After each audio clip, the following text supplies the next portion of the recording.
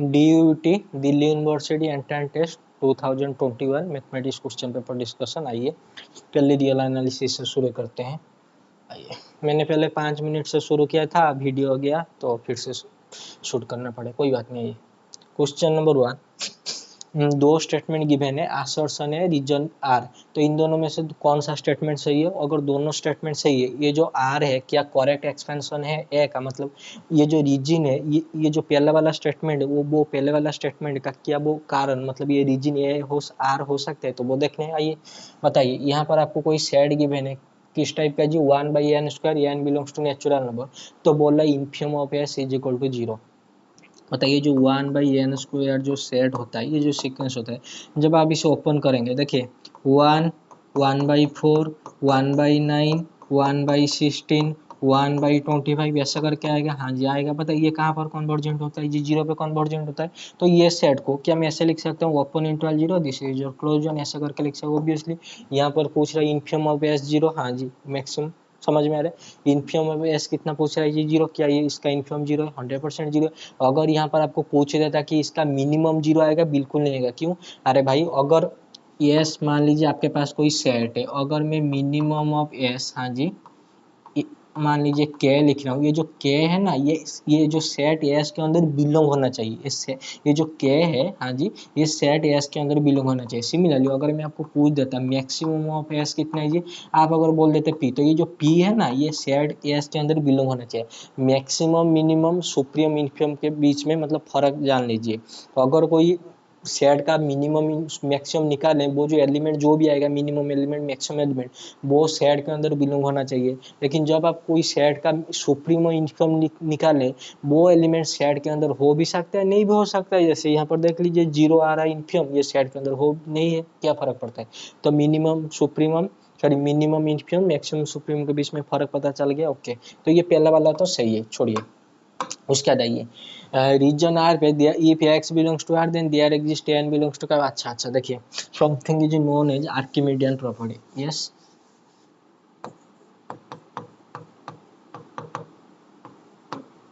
This is Archimedean property. ये क्या बोलता है जी, ये बोलता है यस, मान लेते हैं ए एक्स वाई आपके पास कोई भी दो रियल नंबर होना चाहिए, हाँ जी, और उसके साथ साथ ये एक्स को पॉजिटिव ले जाइए और एक्स ग्रेटर देन वाई ले जाइए, तो क्या हो जाएगा जी, तो there exist a natural number belongs to there exist a small n belongs to natural number. जब अभी एन को ये एक्स के साथ मल्टीप्लाई करेंगे तो एन एक्स कितना हो जाएगा जी, this is greater than y हो जाएगा। यहाँ तक समझ में आ रहा है, फिर कोई प्रॉब्लम है? एवरीथिंग इज क्लियर, दिखाई दे रहा है ना? हाँ सही। आइए देख लीजिए, एन एक्स क्या हो जाएगा जी, ग्रेटर देन वाई हो जाएगा। अभी आते हैं प्रेजेंट क्वेश्चन में। देखिए if x belongs to real number, हाँ जी, then there exist n x, मतलब एक natural small n x belongs to natural number such that x किया एन एक्स से छोटा होगा। ऑब्वियसली होगा। देखिए आप दुनिया का कोई भी नेचुरल नंबर ले जाइए, रियल नंबर ले जाइए, there exist small n belongs to natural number, यह एक ऐसा नेचुरल नंबर आपको हमेशा मिलेगा जो ये रियल नंबर से क्या होना चाहिए जी, बड़ा होना चाहिए। तो ये तो 100% सही है। तो आइए, तो दोनों स्टेटमेंट सही है। अभी देखना पड़ेगा ये जो आर है क्या ये करेक्ट एक्सपेंशन ऑफ है, तो वो कैसे देखेंगे मैं बताता हूँ, वो कैसे देखेंगे। देखिए मुझे बताइए यस, अगर कोई सीक्वेंस यस एन कन्वर्जेंट हो रहा है एल पे, तो उसका जो आपका क्या बोलते हैं उसे, जो डेफिनेशन वगैरह एप्सिलॉन में लिखते हैं, क्या लिखना पड़ता है जी, फॉर, हाँ जी, each epsilon positive there exist है, हाँ जी, small n belongs to natural number, हाँ जी, उसके बाद सच दैट ए एन, हाँ जी, माइनस एल का mod less than epsilon.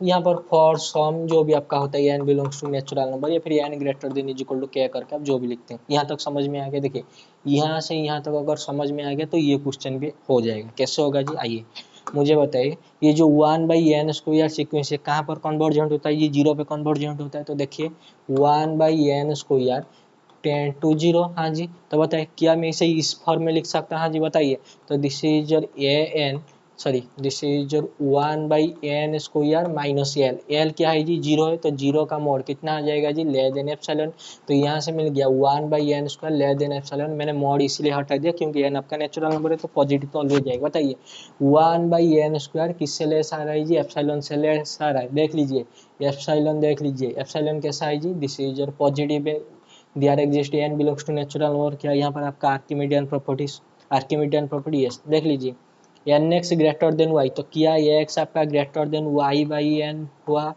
Yes और नॉट ऑब्वियसली, तो यहाँ पर देख लीजिए ना अगर मैंने इसे x मान लिया इसे y मान लिया तो बताइए ये x कितना है जी एप्सिलॉन है, y कितना है जी 1 है, तो उसके साथ यहाँ पर n स्क्वायर है, समझ में आ रहा है फिर कोई प्रॉब्लम है, तो ये आर्किमिडियन प्रॉपर्टी का एक्सटेंशन था और कुछ नहीं।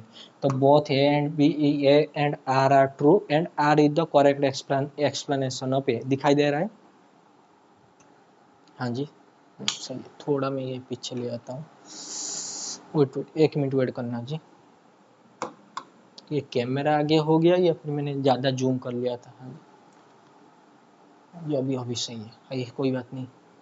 Question number 2, which of the following series is converge, okay, तो necessary condition of a series क्या बोलता है, जो अगर कोई सीरीज कन्वर्जेंट है तो limit n tends to infinity, उसका जो एन टर्म होगा जो सीक्वेंस का वो कहाँ पर टेंड करना चाहिए जी, 0 को टेंड करना चाहिए। बताइए this is your cos 1/n, तो लिमिट हाँ जी n tends to infinity cos 1/n, इसका आंसर कितना आ गया जी this is your cos 0 which is कितना जी दिस इज योर 1, तो ये नेसेसरी कंडीशन सेटिस्फाई नहीं किया, बिल्कुल भी नहीं किया, तो इसे छोड़िए। हाँ जी उसके बाद आइए यहाँ पर ऑप्शन नंबर सी पे -1 हाँ जी whole to the power n, हाँ जी इसका आंसर आ जाएगा आपका प्लस और -1, ये ऑक्सीडेट करके उसके साथ है e to the power 1/n, हाँ जी जैसे अब limit n tends to infinity करेंगे तो ये कितना आ जाएगा जी e to the power 1/infinity मतलब e to the power 0 which is 1, तो इसका limit n tends to infinity कितना आ जाएगा जी प्लस और -1, तो क्या ये नेसेसरी कंडीशन बिल्कुल भी सेटिस्फाई नहीं कर रहे, तो बी गया और सी गया, तो बच्चा आपका ए डी ई, ओके ए के लिए थोड़ा देख लीजिए, अगर मैं इसे मान लूँ समेसन यू एन, हाँ जी तो मैं चूज कर लूँ अगर क्या जी वी एन कितना जी 1/n, तो क्या होगा जी u n by v n का आंसर कितना आ गया जी this is your sine of 1/n divided by 1/n, तो this is limit n tends to infinity, इसका लिमिट बताए कितना आ जाएगा जी 0/0, तो this is your 1 which is not is equal to 0 not is equal to infinity, finite है और इनफाइनाइट नहीं है, 0 नहीं है। बताइए u n by v n, तो जैसा आपका वी एन का बिहेवियर सिमिलरली आपका यू एन सीरीज का behaviour by limit comparison sorry by हाँ जी लिमिट कंपेरिजन टेस्ट, बताइए ये 1/n सीरीज कैसा है जी दिस इज डाइवर्जेंट, तो यू एन भी कैसा हो जाएगा जी divergent, thank you very much, तो ये भी गया। देखिए ए बी सी तीनों के तीनों फॉल्स है, डी के लिए मत देखिए, तो इसे हटाइए, तो अभी आइए ऑप्शन पे यस देखिए ये दिखाई दे रहा नहीं है साइड में, वेट अ मिनट, हाँ जी दिखाई दे रहा है, मैं इसे थोड़ा ऊपर ले आता हूँ, ये पीडीएफ जैसा भी है ना मतलब थोड़ा सा इधर में प्रॉब्लम, देखिए आपका ए बी सी गलत है, देखिए जहाँ पर भी आपका बी ए बी सी में से एक भी पार्ट होगा उसे रॉन्ग लगाइए, देखिए यहाँ पर बी सी हटाइए, यहाँ पर ए है और सी है इसे भी हटाइए, यहाँ पर सी है तो इसे भी हटाइए, तो बच्चा क्या जी डी एंड डी, तो option number 3 is your correct, तो ये दोनों आपका क्या हो जाएंगे जी दिस इज योर 100% कॉन्वर्जेंट हो जाएंगे। फिर भी इनको थोड़ा प्रूव करके देख लेते हैं होगा या नहीं होगा, देखिए this is your sine of हाँ जी 1/e to the power n, हाँ जी बताइए साइन थीटा कॉस थीटा का मोड किससे लेस होता है जी थीटा से, थीटा का मोड से, तो दिस इज 1/n, ये पॉजिटिव है तो मोड छोड़िए। आइए तो बताइए ये जो साइन ऑफ हाँ जी 1/e to the power n है, ये क्या है जी this is 1/e to the power n, this series बताइए बड़ा वाला सीरीज कैसा है जी 1/e का whole to the power n, तो ये कन्वर्जेंट है, आप लगा सकते हैं 25 यानी थ्रू टेस्ट, तो 1/n करने पर कितना आ गया जी इसका answer 1/e which is less than 1, तो by 25 root test this is convergent. उसके बाद अगर बड़ा वाला कन्वर्जेंट है तो छोटा वाला भी क्या हो जाएगा जी छोटा वाला सीरीज ये भी कन्वर्जेंट हो जाएगा, also convergent, thank you very much. कैसे, अरे बाय बेसिक कंपैरिजन टेस्ट, बड़ा वाला कन्वर्जेंट छोटा वाला कन्वर्जेंट छोटा वाला डाइवर्जेंट बड़ा वाला डाइवर्जेंट, बस तो ये तो आपका हो गया क्या जी कन्वर्जेंट, तो इसे छोड़िए। क्वेश्चन नंबर डी में बहुत बच्चे को प्रॉब्लम होगा 1/log ln of n whole to the power कितना जी ln ऑफ n, यही है ना, हाँ जी तो कैसे करेंगे मुझे बताइए ये जो एन कहाँ से शुरू हो रहा है जी, 4 से इन्फिनिटी। तो बताइए एन अगर greater than is equal to 4 से शुरू हो रहा है तो एल एन ऑफ एन क्या हो जाएगा जी, ऑलवेज पॉजिटिव। हाँ जी पॉजिटिव हो जाएगा। बस आइए और उसके साथ मुझे बताइए this is l n of n whole to the power l n of n, क्या ये टाइप का ले l n x whole to the power l n x ये टाइप का है या नहीं है? ऑब्वियसली। क्या ये डिक्रीजिंग है? अरे एल एन एक्स बता दीजिए क्या डिक्रीजिंग होगा? दिस इज और 100% decreasing. Thank you very much. तो ये सीरीज आपका पॉजिटिव है और क्या है जी, दिस इज डिक्रीजिंग है। क्या आपने कॉचीज कंडेंसेशन टेस्ट वगैरह पढ़ा है?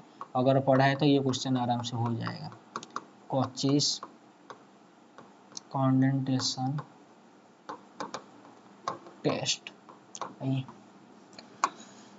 तो जो ये सीरीज का बिहेवियर होगा तो इसका भी बिहेवियर सेम होना चाहिए। समेशन हाँ जी के कोई पॉजिटिव होना चाहिए, ऐसे मैं लिख देता हूँ के आपका पॉजिटिव होना चाहिए। दिस इज या फिर ए लिख देते हैं, दिस इज ए आपके पास कोई पॉजिटिव होना चाहिए। तो this is your a x n, ये जो भी आपका एक्शन सीरीज है into f of a to the power n, यहाँ पर आपका a to the power n होना चाहिए। ठीक है तो इसका बिहेवियर भी क्या होना चाहिए जी, सेम होना चाहिए। तो आके करके देख लेते हैं। तो अगर ये डिक्रीजिंग, अगर ये कन्वर्जेंट वो कन्वर्जेंट, अगर वो डाइवर्जेंट ये भी डाइवर्जेंट। देखिए अगर मैं यहाँ पर ए को ले जाता हूँ कितना जी, दिस ईयर ई ले जाता हूँ, क्यों? अरे देख लीजिए बताइए summation a to the power N तो e to the power N into कितना जी, this is f of n, f of x n. ठीक है तो आइए एफ ऑफ एक्स एन मतलब ये वाला देखिए 1 बाई हाँ जी एल एन ऑफ, अरे आपने लिया है एफ ऑफ हाँ जी ए टू द पावर एन, तो यहाँ पर आपका क्या हो जाएगा जी, ये हो जाएगा e to the power N. तो f of e to the power n होना चाहिए।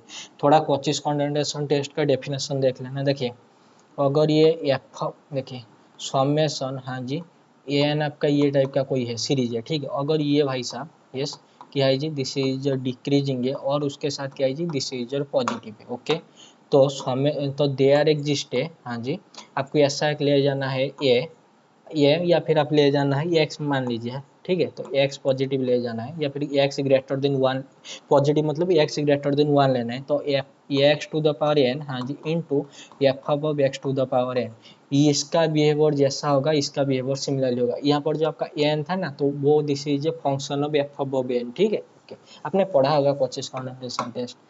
आइए तो this sir l n of हाँ जी जहाँ जहाँ पर आपका एन है उधर e to the power n रखना पड़ेगा। तो this is e to the power n हाँ जी यहाँ पर कितना था जी, l n of e to the power n. समझ में आ गया? हाँ जी आइए summation e to the power N into 1 by देखिए this is l n of e to the power N. तो ये एन ये 1 हो जाएगा ना, एल एन ई 1 हो जाएगा तो यहाँ पर आपका एन एज इट इज रह गया। ओके यहाँ पर कितना है जी, l n of e to the power N, तो ये कितना हो गया जी, n to the power n. समझ में आ गया? अरे भाई देखिए एल एन ई ये कितना हो गया जी, 1 हो गया। सिमिलरली एल एन ये कितना हो गया जी, 1 हो गया। तो यहाँ पर आपका है n whole to the power कितना है जी, दिस इज एन है। तो ये आपका बन गया summation e by n whole to the power कितना जी एन।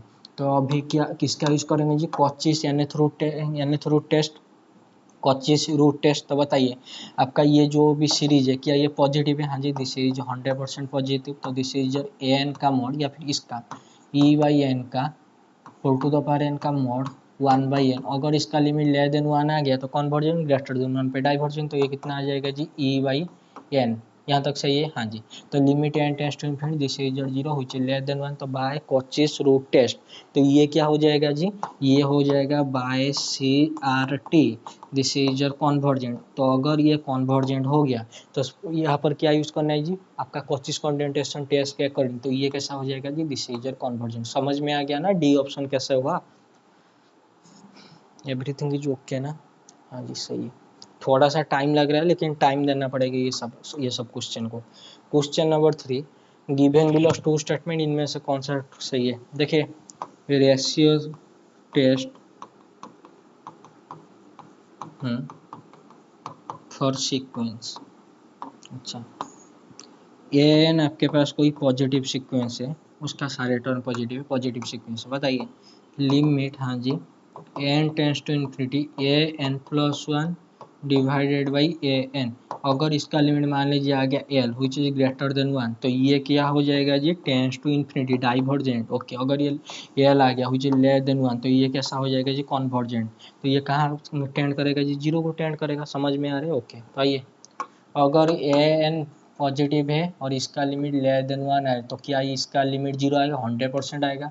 अगर ये पॉजिटिव है इसका लिमिट ग्रेटर देन 1 है क्या ये इन्फिनिटी आएगा? 100% आएगा। तो ये both the statement 1 and 2 are true. ठीक है, 1 and double I are true. ये थोड़ा मतलब बेस मतलब सिर्फ रिजल्ट के बेस था और कुछ नहीं। क्वेश्चन नंबर 4, कॉन्ट्रैक्टिव सीक्वेंस आपने पढ़ा है?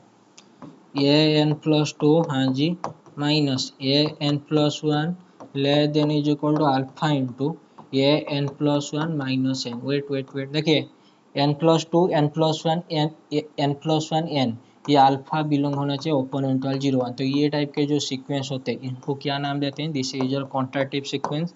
और ये कॉन्ट्रैक्टिव सीक्वेंस वगैरह, कॉन्ट्रैक्टिव सीक्वेंस कैसा होता है जी? This is your 100% convergent. Thank you very much. अगर कोई रियल सीक्वेंस कॉन्वर्जेंट है तो कॉची वगैरह बस हो गया ये। बताइए ये के कहाँ से आ रहा है जी? ग्रेटर देन के बिलोंग्स टू क्लोज 0 ओपन 1। तो कोई बच्चे बोलेंगे यहाँ तो 0 पर, अरे भाई 0 रख देने पर क्या आ जाएगा जी? 0। तो बताइए अगर आप कोई बच्चा 0 रख रहे हैं तो ये क्या बन जाएगा जी? This is your A n plus 2 minus a n का मॉड हाँ जी less than is equal to 0, लेकिन मॉडुलस ऑलवेज पॉजिटिव। तो ए एन प्लस 2 हाँ जी माइनस ए एन प्लस 1 का mod greater than is equal to 0। तो less than is equal to 0 greater than is equal to 0 दोनों को combine करने पर क्या मिल जाएगा जी? A n plus 2 minus a n plus 1 का mod is equal to 0। Modulus 0 का मतलब ये दोनों बराबर। तो a n plus 2 minus a n plus 1 is equal to 0। तो that implies a n plus 2 किसके साथ बराबर है जी? A n plus 1 this for n belongs to natural number. तो ये तो मिल जाएगा कांस्टेंट सीक्वेंस, और कांस्टेंट सीक्वेंस तो कन्वर्जेंट होता है। तो अगर के को आपने 0 ले लिया तो ये तो आपका कांस्टेंट मिल गया। अगर के नॉट 0 तो k not is equal to 0 means k belongs to open interval 0 1। अगर के बिलोंग्स टू ओपन इंटरवल 0 1 तो this is your कॉन्ट्रैक्टिव sequence everywhere convergent.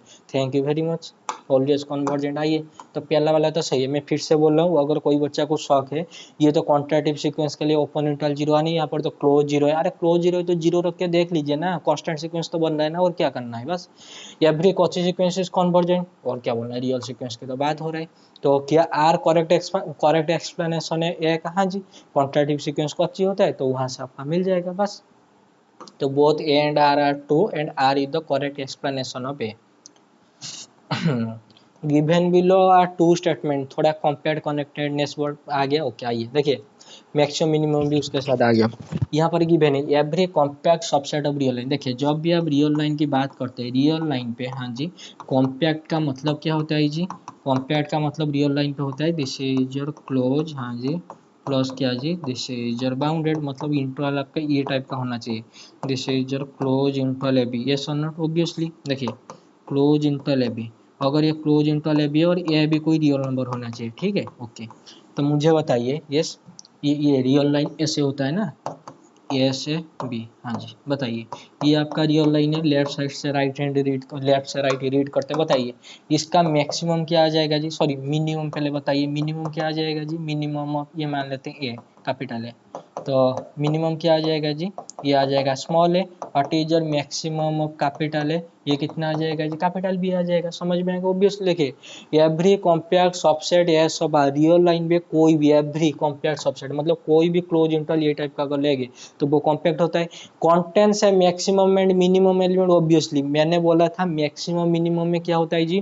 तो अगर कोई सेट का मैक्सिमम मिनिमम निकाल रहे हैं उसका जो एलिमेंट आना चाहिए, मैक्सिमम मिनिमम जो एलिमेंट आ रहा है वो एलिमेंट, वो जो मैक्सिमम मिनिमम जो भी एलिमेंट आ रहा है वो सेट में, वो एलिमेंट सेट के अंदर बिलोंग होना चाहिए। ठीक है, अगर आप मैक्सिमम मिनिमम के साथ डील करें, अगर सुप्रीम इन्फीरियम के साथ डील करें वो एलिमेंट सेट के अंदर बिलोंग होना भी मे भी हो सकता है मे भी नहीं हो सकता, लेकिन मैक्सिमम मिनिमम में 100% होना चाहिए। वेट अरे भाई हाँ जी सही है सही, हाँ जी सही है, हाँ जी सही है सही, मैंने सोचा मैं भी कहूँ। हाँ जी तो मैक्सिमम मिनिमम समझ में आ गया। आइए तो कंटेंट्स है मैक्सिमम एंड मिनिमम एलिमेंट हाँ जी, तो क्लोज इंटरवल ये भी this is your close interval है भी क्लोज है बाउंडेड है, तो this is your 100% compacted real line पे। ठीक है। ओके, अगर ये कॉम्पैक्ट हो गया तो इसका मिनिमम है सुप्रीमम, सॉरी मिनिमम है मैक्सिमम कितना जीबी, तो कॉन्टेस्ट करना चाहिए। हाँ जी, तो ऑप्शन नंबर 1 तो 100% सही है। व्हाट अबाउट ऑप्शन नंबर 2, मतलब स्टेटमेंट नंबर 2। स्टेटमेंट नंबर 1 सही है, स्टेटमेंट नंबर 2 में थोड़ा झाल है। क्या झाल मोल है? If a subset of R, अभी दे दिया रियल लाइन का एस कोई सबसेट है, कंटेंट से मैक्सिमम मिनिमम एलिमेंट कंटेंट करे, तो वहां से कॉम्पैक्ट आएगा, देखना पड़ेगा आएगा नहीं आएगा। अगर ये आएगा तो सारे एलिमेंट सारे सेट के लिए आना चाहिए। हाँ जी आना चाहिए। तो आइए मेरे साथ बताइए मेरे भाई और बहनों। हाँ जी, अगर मैंने एस को ले लिया ये टाइप का, देखिए this is your close zero, हाँ जी ओपन हाफ, हाँ जी यूनियन हाफ 1/2 1 ओपन, यहाँ पर क्लोज। मेरे भाई और बहनों मना मत करना। देखिए ये आपका क्या था जी, क्लोज 0 से 1 था, यहाँ पर आपका क्या है जी 1/2 है, तो मैंने यहाँ पर हटा दिया। Thank you very much. तो यहाँ पर आपका क्या है जी दिस 1/2 है। मैंने सिर्फ ये जो सेट डिफाइन किया है आपके सामने देख लीजिए, 0 से ले गए या हाफ तक, हाँ जी यूनियन हाफ से ले गए या 1 तक, लेकिन ये जो हाफ एलिमेंट है ना इसको मैंने टच नहीं किया, मतलब दिस इज योर क्लोज 0 1 से मैंने हाफ को माइनस कर दिया। समझ में आ रहे हैं? हाँ जी। तो बताइए मेरे भाई और बहनों, ये सेट ऐसे, हाँ जी this is a subset of R, हाँ जी this is a subset of R. Okay, उसके साथ मुझे उसके बाद मुझे बताइए what is your minimum of S. S का मिनिमम रियल लाइन पे लेफ्ट हैंड साइड तो क्या है जी 0 है। Okay, what is your maximum of S, S तो ये कितना हो जाएगा जी मैक्सिमम, ग्रेटर देन क्या है जी 1 है। Thank you very much. देखिए यस कोई सबसेट है, हाँ जी कंटेंट कर रहा है मैक्सिमम मिनिमम एलिमेंट, तो क्या यस आपका कॉम्पैक्ट है? रियल लाइन पे कॉम्पैक्ट है, मतलब this is your close interval होना चाहिए। बताइए क्या ये कॉम्पैक्ट है, क्या ये क्लोज इंटरवल है? ये तो 1/2 तो इसके अंदर बिलोंग नहीं हो रहा है, तो इसका लिमिट पॉइंट वगैरह गया, खत्म हो गया जी, क्लोज भी नहीं होगा ओपन भी नहीं होगा। तो ऑप्शन जो स्टेटमेंट नंबर 2 क्या हो गया जी, फॉल्स हो गया। तो बताइए कौन सा सही होगा जी, ये वाला। वो कहाँ गया जी, statement 1 is true but statement double is false. और एक बार मैं बोल देता हूँ, कॉम्पैक्ट से मैक्सिमम मिनिमम एलिमेंट कैरी कर जाएगा। अगर मैक्सिमम मिनिमम एलिमेंट है वो सेट इन जनरल कॉम्पैक्ट नहीं होता, एवरीथिंग इन फ्रंट है। दिखाई दे रहा है ना? मुझे बीच बीच में जाके देखना पड़ेगा, कैमरा का तो भाई इशू लग रहा है मुझे। ये मैंने ऊपर आर लिखा है तो यहाँ से हाँ जी सही हो गया। हाँ हाँ, क्वेश्चन नंबर 6, स्टेटमेंट 1 स्टेटमेंट 2। पहला स्टेटमेंट बोल रहा है एफ आपका real line to real line है, हाँ जी जब आपका एक्स क्या है जी रेशनल नंबर है, फंक्शन है एक्स, जब आपका एक्स इरेशनल नंबर है, फंक्शन क्या है जी माइनस एक्स है, has a discontinuity of second kind at every rational number. ये बोल रहा है इसके बाद सेकंड काइंड डिसकंटिन्यूटी होना चाहिए एवरी रेशनल नंबर। मुझे बताइए जब कभी भी आपके सामने ये वाला फंक्शन लिखा होता है f of x is equal to this is your p of x कब, जब x belongs to rational number, this is your q of x कब, जब x belongs to irrational number. Thank you very much. मुझे बताइए ये function कब continuous होता है, तो अभी कॉन्टिन्यूस होगा। तो पी ऑफ एक्स और क्यू ऑफ एक्स को क्या कर दीजिए जी इक्वल दिखा दीजिए, दिखा के क्या करना पड़ेगा जी एक्स के लिए सॉल्व करना पड़ेगा, ये सो नॉट ओके। सिर्फ उसी पॉइंट पे ये उस एक्स का जो जो पॉइंट आएगा सिर्फ उसी पॉइंट पे ये फंक्शन क्या हो जाएगा जी दिस इज और कॉन्टिन्यूस हो जाएगा, ये सो नॉट आइए ओके। तो प्रेजेंट क्वेश्चन में मुझे बताइए ये जो फंक्शन कहाँ कॉन्टिन्यूस होगा जी, एक्स और माइनस एक्स इक्वल दिखाइए। तो x is equal to minus x, तो 2x इज इक्वल टू 0, तो x is equal to 0, yes ये x is equal to 0 only rational number है, ये x is equal to 0 only rational number है जहां पर ये फंक्शन सिर्फ कॉन्टिन्यूस हो रहे हैं। क्वेश्चन में बोल रहा है ये जो फंक्शन है इसके पास discontinuity at every rational number. अरे भाई देख लीजिए एक रेशनल नंबर, ये जो 0 है ना, हाँ जी ये एक रेशनल नंबर है, लेकिन ये रेशनल नंबर पे तो पॉइंट आपका कॉन्टिन्यूस हो रहा है ना, तो डिसकंटिन्यूस थोड़ी ना आ रहा है। अरे पूरा रियल नंबर पे थोड़ी ना आएगा, ये आएगा real rational number, sorry real number बोला, रेशनल नंबर माइनस 0 पे तो डिसकंटिन्यूस हो जाएगा, लेकिन 0 पे तो कॉन्टिन्यूस आ रहा है। समझ में आ रहा है ना? तो पहला वाला बताइए ट्रू है या फॉल्स है, दिस इज योर फॉल्स है। Thank you very much. तो ये तो गया पहला स्टेटमेंट गया। व्हाट अबाउट सेकंड स्टेटमेंट, देखिए सेकंड स्टेटमेंट में बोल रहा है एफ ऑफ एक्स फंक्शन आपका क्या है ये है, this is your 1 minus greatest integer of x. Okay, तो इस ये बोल रहा है इसके पास काउंटेबल नंबर ऑफ डिसकंटिन्यूअस है लेकिन सेकंड काइंड का। ओके, सेकंड काइंड वगैरह क्या मैं आपको बोल देता हूँ। देखिए जब कभी भी आपके पास ग्रेटेस्ट इंटीजर फंक्शन आते हैं, आपको पता है ग्रेटेस्ट इंटीजर फंक्शन जब आप एफ ऑफ मान लीजिए x is equal to a point पे आप उसका कॉन्टिन्यूस वगैरह चेक करें, तो आपको बताइए एफ ऑफ ए प्लस जो आएगा F of a minus different आएगा इन जनरल। और देखिए एफ ऑफ एक्स आपके पास कोई ग्रेटेस्ट इंटीजर फंक्शन अगर है, हाँ जी, x is equal to f and उसका कॉन्टिन्यूस डिसकॉन्टिन्यूस वगैरह आप चेक करें, तो एफ ऑफ ए प्लस क्या हो जाएगा जी, इसका वैल्यू जो आएगा एफ ऑफ ए माइनस के साथ बराबर होगा, this is never equal to f of a plus not is equal to f of a minus. समझ में आएगा? ओके, तो left hand limit right hand limit के साथ बराबर नहीं है।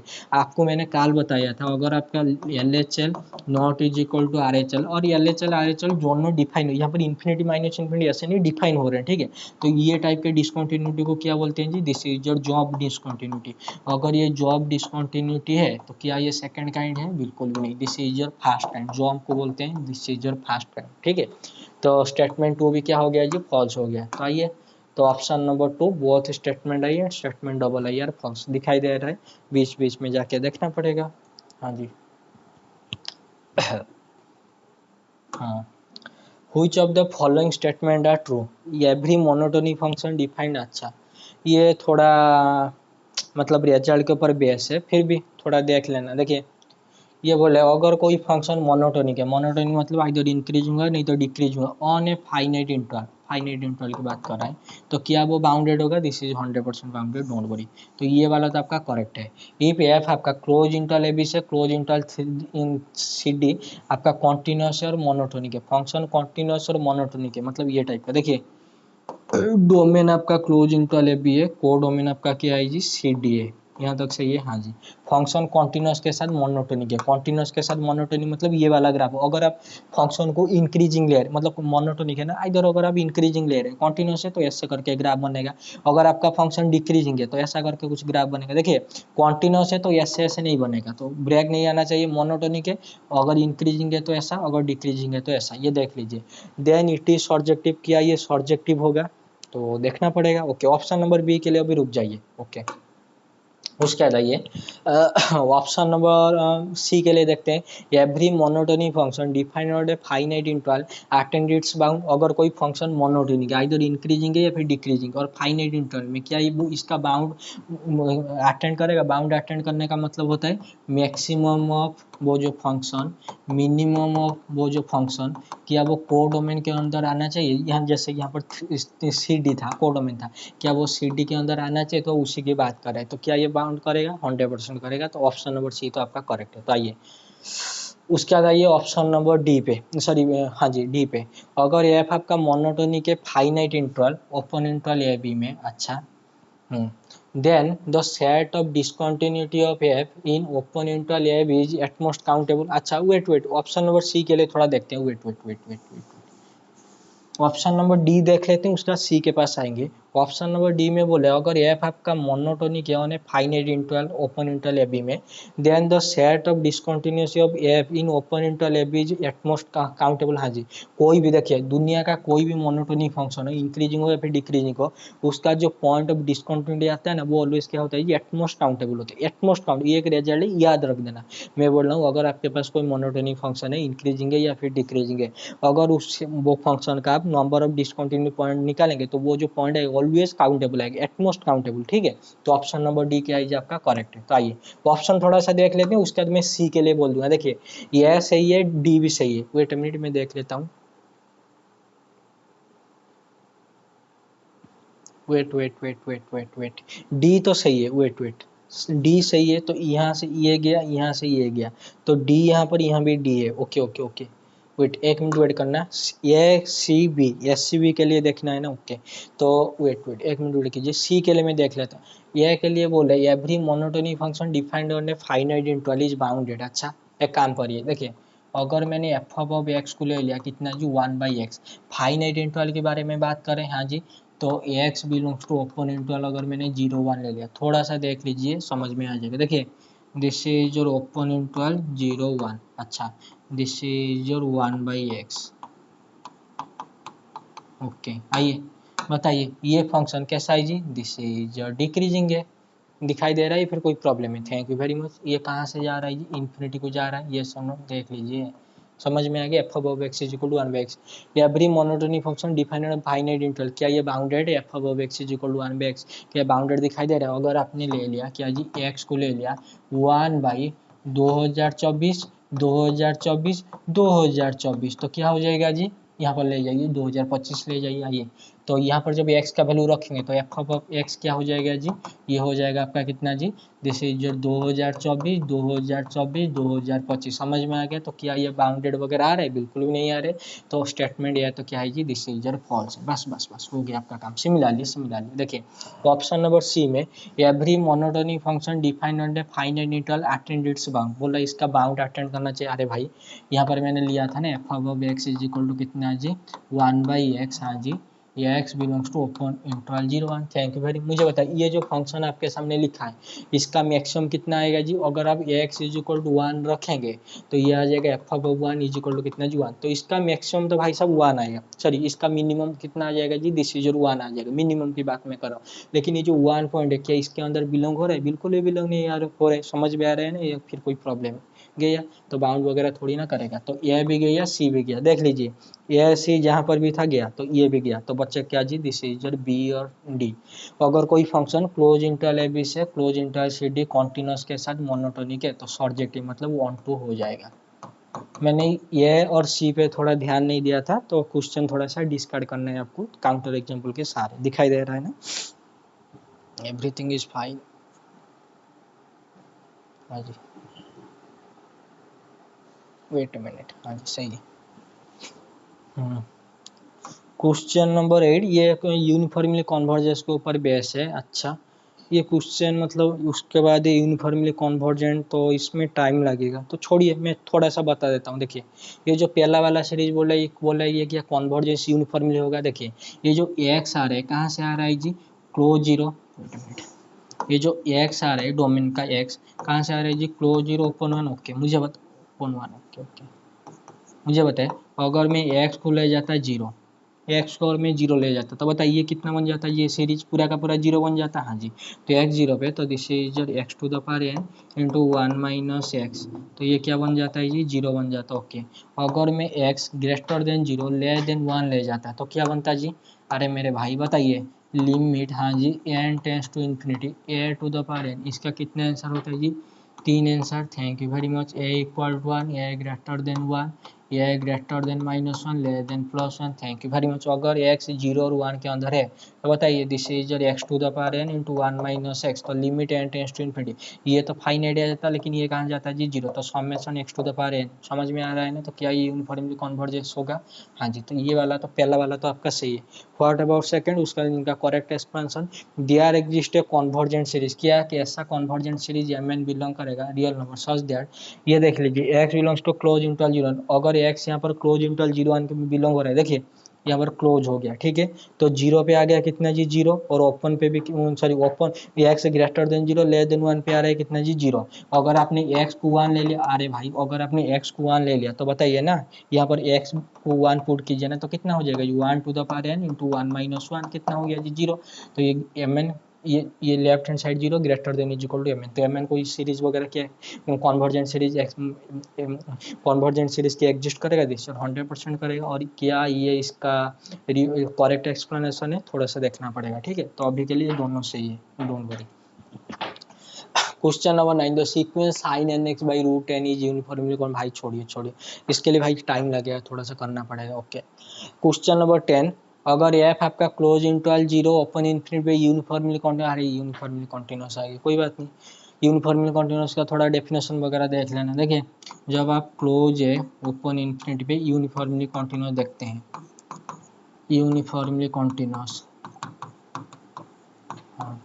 वो क्लोज है ओपन इन्फिनिटी पे देखते हैं तो पहला कंडीशन क्या होना चाहिए जी, पहला कंडीशन एफ ऑफ एक्स आपका कॉन्टिन्यूस होना चाहिए इसमें। हाँ जी और दूसरा कंडीशन क्या है जी, लिमिट, हाँ जी x tends to infinity f of x का लिमिट एग्जिस्ट होना चाहिए। हाँ जी अगर ये नहीं हो रहा है तो इसके और में ये दिखा दीजिए, इसका जो पहला डेरिवेटिव आएगा, हाँ जी ये जो फंक्शन का जो पहला डेरिवेटिव आएगा ये क्या होना चाहिए जी, दिस इज योर बाउंडेड होना चाहिए किसमें जी, ऑन एनी, हाँ जी अनबाउंडेड सब इंटरवल, अनबाउंडेड, हाँ जी सब इंटरवल क्लोज ए ओपन जीरो, क्लोज ए ओपन इन्फिनिटी का कोई सब इंटरवल में ये फंक्शन का पहला डेरिवेटिव क्या होना चाहिए जी, दिस इज बाउंडेड होना चाहिए। समझ में आ गया। ये तो अगर ये यूनिफॉर्मली कॉन्टिन्यूस है, इसका लिमिट फाइनाइट, फाइनाइट मतलब एग्जिस्ट होना चाहिए, यहाँ तक तो सही है। देन ये बोला एफ इज बाउंडेड होना चाहिए क्लोज इंटरवल 0 ओपन इन्फिनिटी पे, limit X tends to infinity पे, फंक्शन का ये लिमिट अगर फाइनाइट है तो क्या ये बाउंडेड होगा, अगर नहीं होगा तो काउंटर एग्जाम्पल दिखाए, नहीं तो इसका प्रूव कर लीजिए, ठीक है। ओके, सेकंड पे आइए। सेकंड में बोला अगर एफ आपका यूनिफॉर्मली कॉन्टिन्यूस एवरी फाइनाइट सब इंटरवल, ये बोला एवरी फाइनाइट सब इंटरवल पे ये फंक्शन क्या है जी, दिस इज यूनिफॉर्मली कॉन्टिन्यूस है, तो क्या ये यूनिफॉर्मली कॉन्टिन्यूस हो जाएगा क्लोज 0 और ओपन इन्फिनिटी पे। अच्छा एक काम कीजिए, कैसा काम कीजिए, देखिए मैं इसे मिटा रहा हूँ, देखिए मुझे बताइए, यस अगर मैंने ले लिया एफ अब एक्स को 1/x, ठीक है, ओके, उसके बाद ये जो क्लोज है ओपन इन्फिनिटी है ना, तो इससे मैं अगर ले लिया ये टाइप का एक, अगर मैंने ले लिया 0, तो बताइए this is close 0 open infinity. मैंने अभी आपको बताया मेरे भाई और बहनों, अगर एफ अब एक्स, हाँ जी, यूनिफॉर्मली कॉन्टिन्यूस है किसमें जी, क्लोज है ओपन इन्फिनिटी पे, तो ये जो एफ ऑफ एक्स इसमें ये इंटरवल में क्या होना चाहिए जी, कॉन्टिन्यूस होना चाहिए। पहला कंडीशन यूनिफॉर्मली कॉन्टिन्यूस, ऑब्वियसली मुझे बताइए क्लोज इंटरवल 0 ओपन इंटरवल का कोई भी सब इंटरवल लीजिए तो ये फंक्शन तो यूनिफॉर्मली कॉन्टिन्यूस है, लेकिन ये एक्स इज कॉन्टिन्यूस हो जाएगा, कोई प्रॉब्लम, यूनिफॉर्मली कॉन्टिन्यूस भी हो जाएगा। लेकिन जब आप एक्स इज इक्वल टू 0 लेंगे, मैं और एक बार बोल रहा हूँ, जैसे आप एक्स इज इक्वल टू 0 लेंगे, बताइए एक्स इज इक्वल टू 0 पे ये फंक्शन क्या आपका कॉन्टिन्यूस है, बिल्कुल नहीं। F is uniformly continuous and every finite सब इंटरवल, हाँ जी, इसका कोई भी फाइनाइट सब इंटरवल पे कॉन्टिन्यूस है, लेकिन एफ क्या यूनिफॉर्मली कॉन्टिन्यूस, अगर एफ यूनिफॉर्मली कॉन्टिन्यूस दिस, तो इसका मतलब 0 पे तो कॉन्टिन्यूस होना चाहिए, लेकिन 0 पे तो नहीं होगा, तो स्टेटमेंट 2 आपका क्या है जी, फॉल्स है। स्टेटमेंट 1 के लिए थोड़ा बुक में देख लेना, क्या यूनिफॉर्मली कॉन्टिन्यूस और बाउंडेड फाइनाइट से आपका बाउंडेड आ जाता है, आई थिंक आ जाएगा, आई थिंक देख लेना फिर भी, ठीक है। ओके, क्वेश्चन नंबर 11, एफ आपका क्लोज इंटरवल 0 1 से नॉन कांस्टेंट पॉलिनोमियल, अच्छा कोई function non constant polynomial function है, और आपका इनिशियल पॉइंट पे 0 और एंड पॉइंट में, सॉरी इनिशियल पॉइंट और एंड पॉइंट में वैल्यू कितना गिवन है जी, 2 गिवन है, तो which of the following is always true, तो इनमें से कौन ऑलवेज ट्रू के लिए बोल रहे हैं। अच्छा देखिए, आपने रोल्स थ्योरम पढ़ा है, हाँ जी पढ़ा है, तो बताइए रोल्स थ्योरम का डेफिनेशन। रोल्स थ्योरम बोलते हैं अगर एफ ऑफ एक्स आपका यस कॉन्टिन्यूस है, क्लोज है ओपन भी, हाँ जी, दिस इज डिफरेंशिएबल है, हाँ जी, ओपन है क्लोज भी, हाँ जी, और उसके साथ साथ एफ ऑफ बी के साथ क्या है जी, दिस इज बराबर है, हाँ जी, तो क्या करना पड़ेगा जी, there exist a c belongs to open interval a b, हाँ जी, such that F dash of c का आंसर कितना हो जाएगा जी, 0। यहाँ पर क्या लिखा है, there exist c, there exist c का मतलब होता है एटलीस्ट 1, ठीक है, एटलीस्ट 1 ऐसा सी बिलोंग करेगा जिसका पहला डेरिवेटिव क्या होना चाहिए जी, 0 होना चाहिए। समझ में आएगा, आइए बताइए फंक्शन आपका क्या है जी, this non constant polynomial, everywhere continuous everywhere differentiable polynomial, initial point end point पे वैल्यू क्या है जी, बराबर है, तो बाय रोल्स थ्योरम समझ में आ गया, तो there exist c belongs to open interval a b या फिर open interval 0 1, f dash of c कितना, such that F dash of c 0 होना चाहिए। तो बताए देयर एग्जिस्ट यूनिक, अरे भाई यूनिक आ भी सकता है, नहीं भी, मैंने बोला ना एटलीस्ट 1 आएगा, ठीक है, उससे ज्यादा भी आ सकता है, डोंट वरी, ओके। तो ये पहला वाला तो गया, यूनिक बोल रहा है ना, okay. There exist infinitely many c, अरे भाई एटलीस्ट वन आएगा, नहीं तो उससे ज्यादा भी आ सकता, इन्फाइनाइट क्या पता 1 से ज्यादा नहीं आ सकता है, तो इन्फाइनाइट भी गया, ओके। ये और उसका सेकंड डेरिवेटिव ये बोल रहा था, उसका तो फर्स्ट डेरिवेटिव आना चाहिए ना, okay. F has at least 1 root in open interval 0 1, बोल रहा है ऐप के पास एटलीस्ट 1 रूट होना चाहिए ओपन इंटरवल 0 1, मैं भी हो सकता है, मैं भी नहीं हो सकता है, भाई उसका पहला डेरिवेटिव के पास रूट होगा, इसके पास देख लीजिए ये 0 1 ओपन इंटरवल 0 1 पे बोला इसके पास 1 रूट होना चाहिए, बिल्कुल नहीं हो, मैं भी हो, देखिए ओके ओके, एक काम करते हैं, देखिए अगर आपने ले लिया एफ ऑफ एक्स, देखिए 0 पे 2 है और 1 पे कितना है जी, 2 है। अच्छा एक काम करते हैं, 0 पे 2, 0 पे और 1 पे क्या है जी, 2 है, और फंक्शन आपका नॉन कांस्टेंट पॉलिनोमियल है, ओके। एक मिनट वेट करना थोड़ा, एक मिनट वेट करना, कोई फंक्शन मिल जाएगा, डोंट वरी। एफ ऑफ 0 पे 2 है, एफ ऑफ 1 पे 2 है ना, at least 1 root in open interval 0 1, तो इसके लिए एक एग्जाम्पल, अगर मैंने एक्स स्क्वायर ले लिया तो यह तो 0 आ रहा है, ओके छोड़िए, एक्स स्क्वायर प्लस 2, वेट एक मिनट वेट कीजिए, एक मिनट वेट कीजिए, एक मिनट वेट कीजिए, मैं बता रहा हूँ,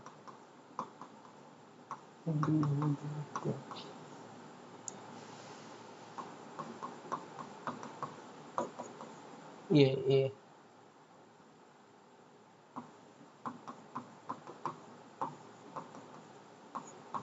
नहीं, इसके लिए काम नहीं देगा, इसमें थोड़ा प्रॉब्लम आ जाएगा। मैं भी थर्ड सेकंड ऑर्डर का छोड़िए, इसके लिए थोड़ा सा एग्जांपल मुझे याद नहीं आ रहा। F has at least one root, F के पास क्या एक रूट होना चाहिए ओपन इंटरवल 0 1 पे, इसे छोड़िए। यहाँ पर आइए ऑप्शन नंबर 4 पे, the set C belongs to open interval 0 1 such that F dash of C is equal to 0 is a non empty finite set. देख लीजिए एटलीस्ट वन तो आ रहा है ना, दियर एटलीस्ट वन सी तो आ रहा है ना, ओपन इंटरवल ए भी ओपन इंटरवल 0 1 से। हाँ जी, तो ये फोर्थ वाला आपका सही है। 3 वाला के लिए मुझे अभी कोई एग्जाम्पल याद नहीं आ रहा है, मतलब ऐसा एक फंक्शन लेना है जो नॉन कॉन्स्टेंट होना चाहिए और ये वाला कंडीशन सेटिस्फाई होना चाहिए। ये एक्स प्लस बी मैंने लिया था, आपका स्ट्रेट लाइन लिया था, लेकिन स्ट्रेट लाइन लेने से कोई फायदा नहीं है, तो मैंने इसीलिए उसे हटा दिया, क्योंकि ये कांस्टेंट बन जाएगा ना, यहाँ से बन जाएगा एफ ऑफ एक्स कितना है जी आपका 2, लेकिन वो नॉन कांस्टेंट पॉलिनोमियल के बारे में बात कर रहा है ना। ओके, तो और कुछ लेके देखना पड़ेगा, अभी के लिए आई थिंक स्किप करना सही होगा, नहीं तो एफ ऑफ 0 पे 2 और एफ ऑफ 1 पे 2, एफ ऑफ 0 पे 2, एफ ऑफ 1 पे 2 अगर आप ले लिए, F of x is equal to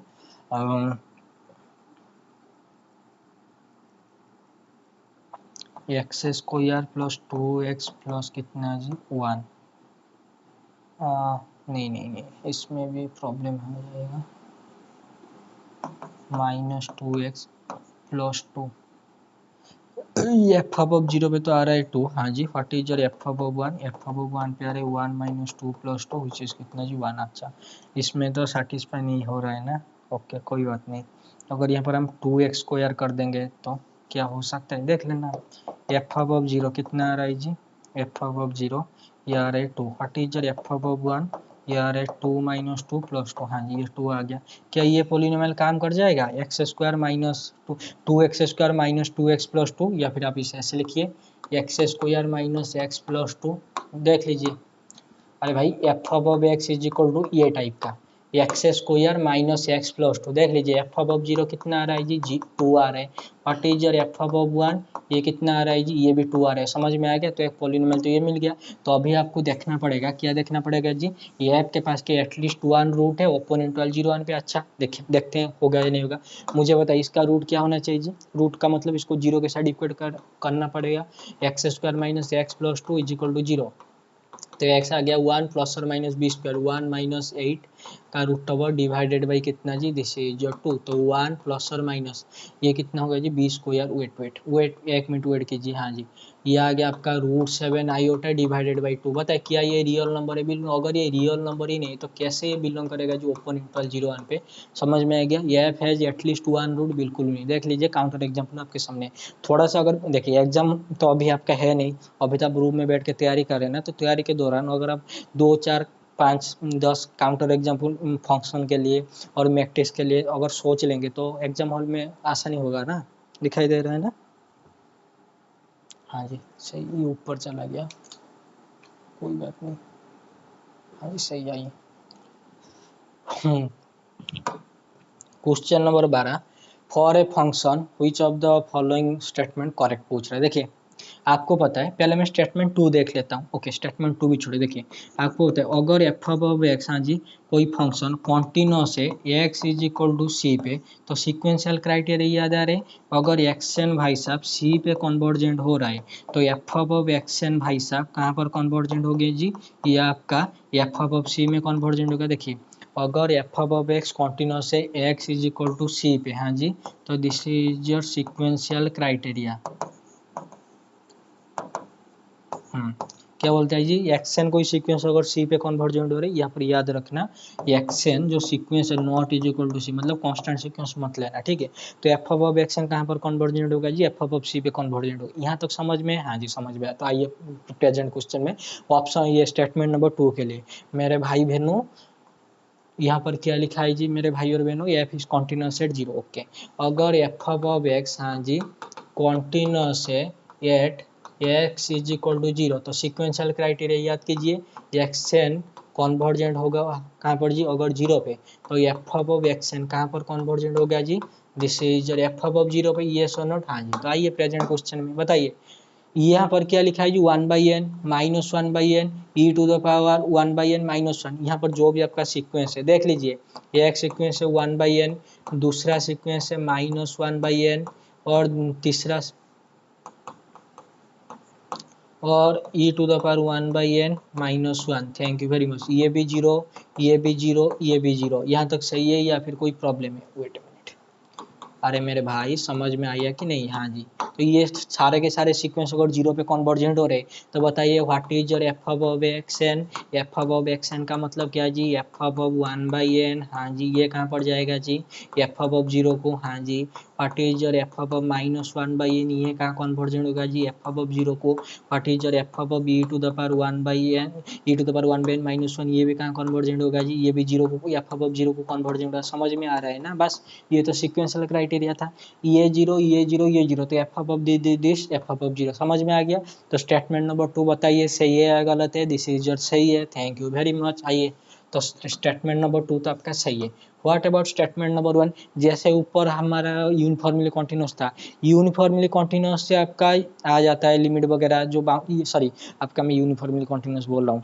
ऊपर एक फंक्शन था ना कॉम्पैक्ट के लिए, देखिए अगर ये लाइन पे कॉम्पैक्ट सेट है तो मिनिमम मैक्सिमम एलिमेंट मिल जाएगा, लेकिन मिनिमम मैक्सिमम एलिमेंट अगर मिल रहा है कोई सेट का, वो सेट रियल लाइन पे इन जनरल कॉम्पैक्ट नहीं होता। बस तो ये बोल रहे हैं अगर एफ अब 1/n, एफ अब जीरो और एफ अब माइनस 1/n का ये तीनों का वैल्यू बराबर है तो क्या एफ कॉन्टिन्यूस होगा? देखिए देखिए देखिए, अगर एफ भाई साहब कॉन्टिन्यूस है तो that implies sequential criteria follow करना चाहिए। अगर ये क्राइटेरिया फॉलो करे मतलब एफ अब एक्स एन अगर कन्वर्जेंट हो रहा है एफ अब सी में, तो यहाँ से क्या एफ अब एक्स आपका कॉन्टिन्यूस हो जाएगा, इन जनरल नहीं होता। Thank you very much. इसके लिए काउंटर एग्जाम्पल मुझे अभी याद नहीं आ रहे, लेकिन आप याद रखिए ये बिल्कुल नहीं होगा। इसके लिए एक मिनट रुकिए, कोई काउंटर एग्जाम्पल वगैरह मुझे अभी याद ही नहीं आ रहा यार।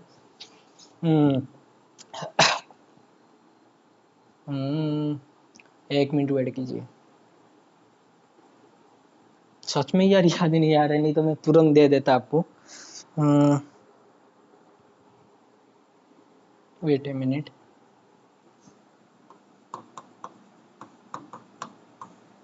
ई to the power X minus 1 काम कर सकता है क्या?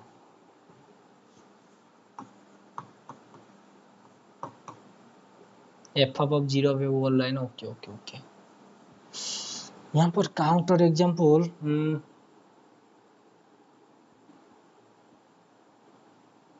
वेट वेट वेट,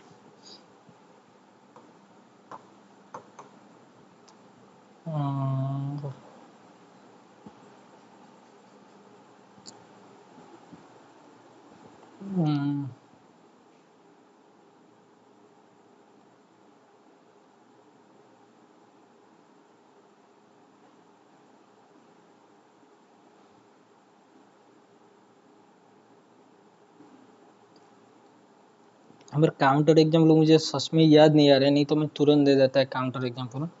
आई थिंक साइन के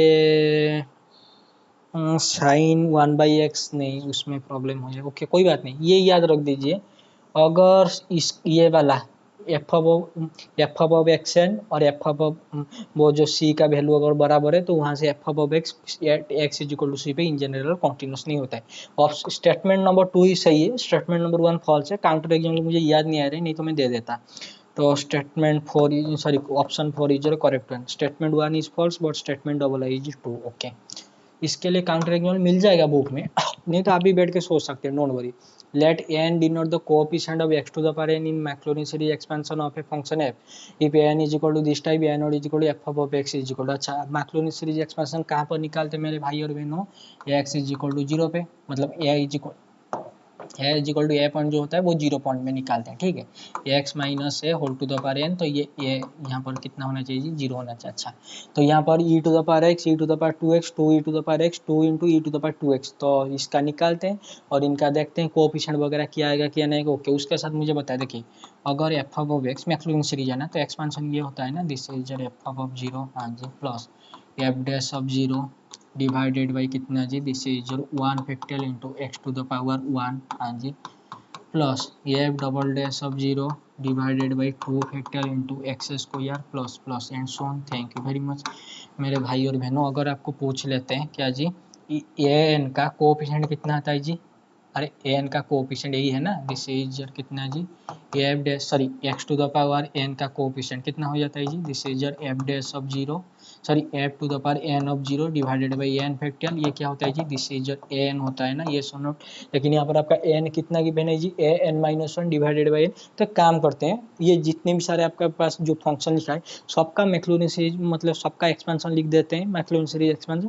तो वहाँ पर आप देख लेना ए नॉट का वैल्यू 2 है तो ए वन का वैल्यू कितना है जी, एक मिनट रुकिए, एन को 1 पुट कीजिए, a not by one, a not by one मतलब this is your 2 by one which is 2, what is your A two आ जाएगा आपका कितना जी, this is your a one by wait a minute a one by कितना जी 2, तो ये आ जाएगा आपका 2 बाई 2 1। तो देख लेंगे जिनका कोएफिशिएंट मतलब यहाँ पर ये जो भी आपका कोएफिशिएंट है ना, कहाँ पर आपका 2 2 1 आ रहे हैं, ठीक है। तो आइए तो 1 बाई 1 में ओपन करके लिख रहा हूँ, देखिए हाँ e to the power x का मैक्लॉरिन सीरीज एक्सपेंशन 1 प्लस हाँ जी x divided by 1 factorial plus x square divided by 2 factorial and so on. Okay यहाँ पर है ई टू द पावर 2x का एक्सपेंशन 1 प्लस यहाँ पर कितना हो जाएगा जी 2x बाई 1 फैक्टोरियल प्लस कितना जी, दिस इज जो 2x का whole square divided by 2 factorial and so on. Okay यहाँ पर 2 into E to the power x का एक्सपेंशन, देखिए E to the power x का एक्सपेंशन ऊपर लिखा है उसके साथ 2 मल्टीप्लाई करना है, तो दिस इज जो 2 plus 2x by 1 factorial plus कितना जी 2x square divided by 2 factorial and so on. Okay यहाँ पर कितना है जी, दिस इज जो 2 into E to the power 2x, देखिए यहाँ पर आप अरे भाई क्वेश्चन में E to the power x है 2 ई टू द पावर x है, क्वेश्चन पे आपका E to the power 2x है 2 into E to the power 2x है, समझ में आ रहा है। तो e to the power 2x ये रहा तो उसके साथ 2 मल्टीप्लाई कर दीजिए, तो 2 प्लस हाँ जी 4x divided by 1 factorial plus कितना जी, this is your 2 into 2x का whole square divided by 2 factorial and so on. Okay आइए बताइए मुझे बताइए ए नोट कितना दिया है जी 2, ए नोट का मतलब ये वाला पहला वाला स्पॉट कहाँ पर 2 है जी, यहाँ पर 2 है बिल्कुल नहीं, यहाँ पर 2 है बिल्कुल नहीं, तो होगा तो ऑप्शन नंबर 3 होगा, नहीं तो ऑप्शन नंबर 4 होगा। ओके उसके बाद आइए what is your a one, A note A one कितना दिया है जी आपका 2 दिया है, तो बताइए यहाँ पर आपका ए वन कितना है जी 2, यहाँ पर आपका ए वन कितना है जी, दिस इज योर 4 है, समझ में आया जी। तो क्या 4 हो सकता है, बिल्कुल नहीं, तो option number 3 is your correct one, thank you very much. फिर भी what is your A two आपका है कितना जी 1, बताइए ये कितना आ गया जी, ये वाला 2 बाई 2 फैक्टोरियल कितना जी 1, थैंक यू वेरी मच। यही तो है आपका a not, this is your a one, this is your A two, समझ में आ रहा है ना। तो ऐसा करके आराम से निकाल लीजिए, दिखाई दे रहा है फिर कोई प्रॉब्लम है बताइए, दिखाई दे रहा है ना, हाँ जी सही है सही है। वेट मिनट थोड़ा पीछे ले आते हैं बस, सही आइए। Question number 14, let f above xy is equal to this then f has okay absolutely minimum minimum maximum। देखिए अगर ये फंक्शन को देखिए मुझे ही पता है आपको पता है, अब इसका पहला डेरिवेटिव सेकंड डेरिवेटिव सब कुछ करेंगे, मुझे ही पता है आपको पता है। तो ये फंक्शन को थोड़ा ध्यान से देखिए ना, कैसे ध्यान से देखिए जी, देखिए यहाँ पर एक्स स्क्वायर है -6 है, यहाँ पर 13 है। ओके ओके देखिए एक्स स्क्वायर है -6 टू में क्या लिख सकता हूँ जी -2 इंटू 3x, ये सो नोट लिख सकता हूँ, हाँ जी यहाँ पर कितना है जी 13 है, मुझे बताइए ए square plus b square -2ab, समझ में आया जी या फिर कोई प्रॉब्लम है। तो यहाँ पर b कितना है जी 3 है बस, तो यहाँ पर 3 स्क्वायर लिख दीजिए, बस बस आपका काम हो गया मेरा काम हो गया। सिमिलरली देखिए प्लस वाई स्क्वायर है, हाँ जी यहाँ पर -2i है, तो -2 इंटू 1 इंटू आई, हाँ जी प्लस वेट मिनट वहीं पर मिस्टेक वगैरह है क्या, एक बार मैं देख लेता हूँ, नहीं जी ओके यहाँ पर लिख दीजिए कितना जी, दिस इज योर 1 का स्क्वायर 9 प्लस 1 कितना हो गया जी 10 प्लस कितना जी 10 3 सॉरी हाँ जी सही है। देखिए x square plus Y square -6x minus 2y plus 13 को आप लिख सकते हैं 9 प्लस 4 सॉरी 9 प्लस 1 प्लस कितना जी 3, अरे भाई 13 है ना, 9 प्लस 1 प्लस 3, समझ में आ रहा है ना। तो 9 इसको दे दिया 1 इसको दे दिया 3 को ऐसे लिख दिया, तो ये भाई सब क्या बन गए जी x माइनस 3 का होल स्क्वायर, और ये भाई सब क्या बन गया जी x minus 1 sorry y minus 1 का होल स्क्वायर, समझ में आ रहा है ना। तो आपके पास अभी जो फंक्शन है वो किस टाइप का है जी, ये टाइप का बन गया। तो ये जो भी आपका फंक्शन है, वेट मिनट थोड़ा सा ध्यान से देखिए यार, x माइनस 3 का whole square plus Y minus one का होल स्क्वायर प्लस कितना जी 3। मुझे बताइए ये ऑलवेज पॉजिटिव होगा? हाँ जी, ये ऑलवेज पॉजिटिव है, तो इसीलिए एब्सोल्युटली मैक्सिमा एब्सोल्युटली मिनिमा पूछा, नहीं तो लोकल मिनिमा लोकल मैक्सिमा पूछता। समझ में आया कुछ या फिर कोई प्रॉब्लम है? आप तो मैक्सिमा मिनिमा निकाल के चले जाओगे। हाँ जी, ये ऑप्शन नंबर जो भी होगा, ठीक है। लेकिन अगर क्वेश्चन में दे देता लोकल मिनिमा एब्सोल्यूट मिनिमा, तो आप तो कंफ्यूज हो जाते हैं ना। तो इसीलिए जो भी आपके पास फंक्शन है तो थोड़ा उसे ध्यान से ओपन कीजिए। तो ये बन गया, ठीक है। हाँ जी, आइए तो अभी देखते हैं। तो बताइए, ये बोल रहा है एब्सोल्यूट, देखिए एब्सोल्यूट मिनिमम एब्सोल्यूट मैक्सिमम, ठीक है। तो ओपन इंटरवल किस में जी? ओपन इंटरवल 3 और 1 पे पूछ रहा है, ठीक है। मुझे बताइए ये फंक्शन ये वाला कब आपका जीरो होगा, मतलब ये कब जीरो होगा? जब आप x का वैल्यू कितना लेंगे जी? 3 लेंगे, ओके। अगर आपने x का वैल्यू 3 ले लिया और y का वैल्यू 1 ले लिया, तो ये वाला पोर्शन क्या हो जाएगा जी? जीरो हो जाएगा। तो एफ ऑफ, हाँ जी, 3,1 पे फंक्शन का वैल्यू कितना है जी? दिस इज 3 है, व्हिच इज कितना जी? This is greater than 0। समझ में आ रहा है? अरे भाई ये जो भी आपके पास फंक्शन है, जब आप x को 3 लेंगे y को 1 लेंगे, थोड़ा ध्यान से समझिए। जब आप x को 3 लेंगे y को 1 लेंगे, तो इसका वैल्यू आ जाएगा 3, व्हिच इज पॉजिटिव, ओके। और अगर आपने x को नॉट इज इक्वल टू 3 लिया, y को नॉट इज इक्वल टू 1 लिया, x को 3 ले लिया, y को नॉट इज इक्वल टू 1 लिया, तो एफ ऑफ जो भी आपका एक्स वाई आएगा, क्या ये ग्रेटर देन 3 नहीं आएगा? अरे भाई देखिए, अगर आप x को 3 y को 1 लेते हैं, तो ये भाई साहब 3 आ गया, ठीक है। अगर आपने x को naught is equal to 3 y को नॉट इज इक्वल टू 1 लिया, तो इसका वैल्यू जो भी है ये तो सारे के सारे 3 से बड़ा होगा ना। हाँ जी, तो इसका मतलब this is your f of x y किससे बड़ा है जी? This is your f of 3,1, मतलब ये 3 से बड़ा है। ये फंक्शन भाई साहब आपका 3 से बड़ा है। समझ में आ रहा है या फिर कोई प्रॉब्लम है? देख लीजिए, अगर आपका x, हाँ जी, not is equal to 3, y not is equal to 1 लिया, तो ये फंक्शन का वैल्यू जो भी आएगा 3 से बड़ा आएगा। तो बताइए एफ ऑफ एक्स वाई, अरे भाई एफ ऑफ एक्स वाई, हाँ जी, this is your greater than किससे जी? एफ ऑफ ए बी से। तो ये जो ए बी पॉइंट है ये क्या बन जाएगा जी? दिस इज जो लोकल मैक्सिमा लोकल में, अरे भाई एब्सोल्यूट मैक्सिमा एब्सोल्यूट मिनिमा, बस काम हो गया।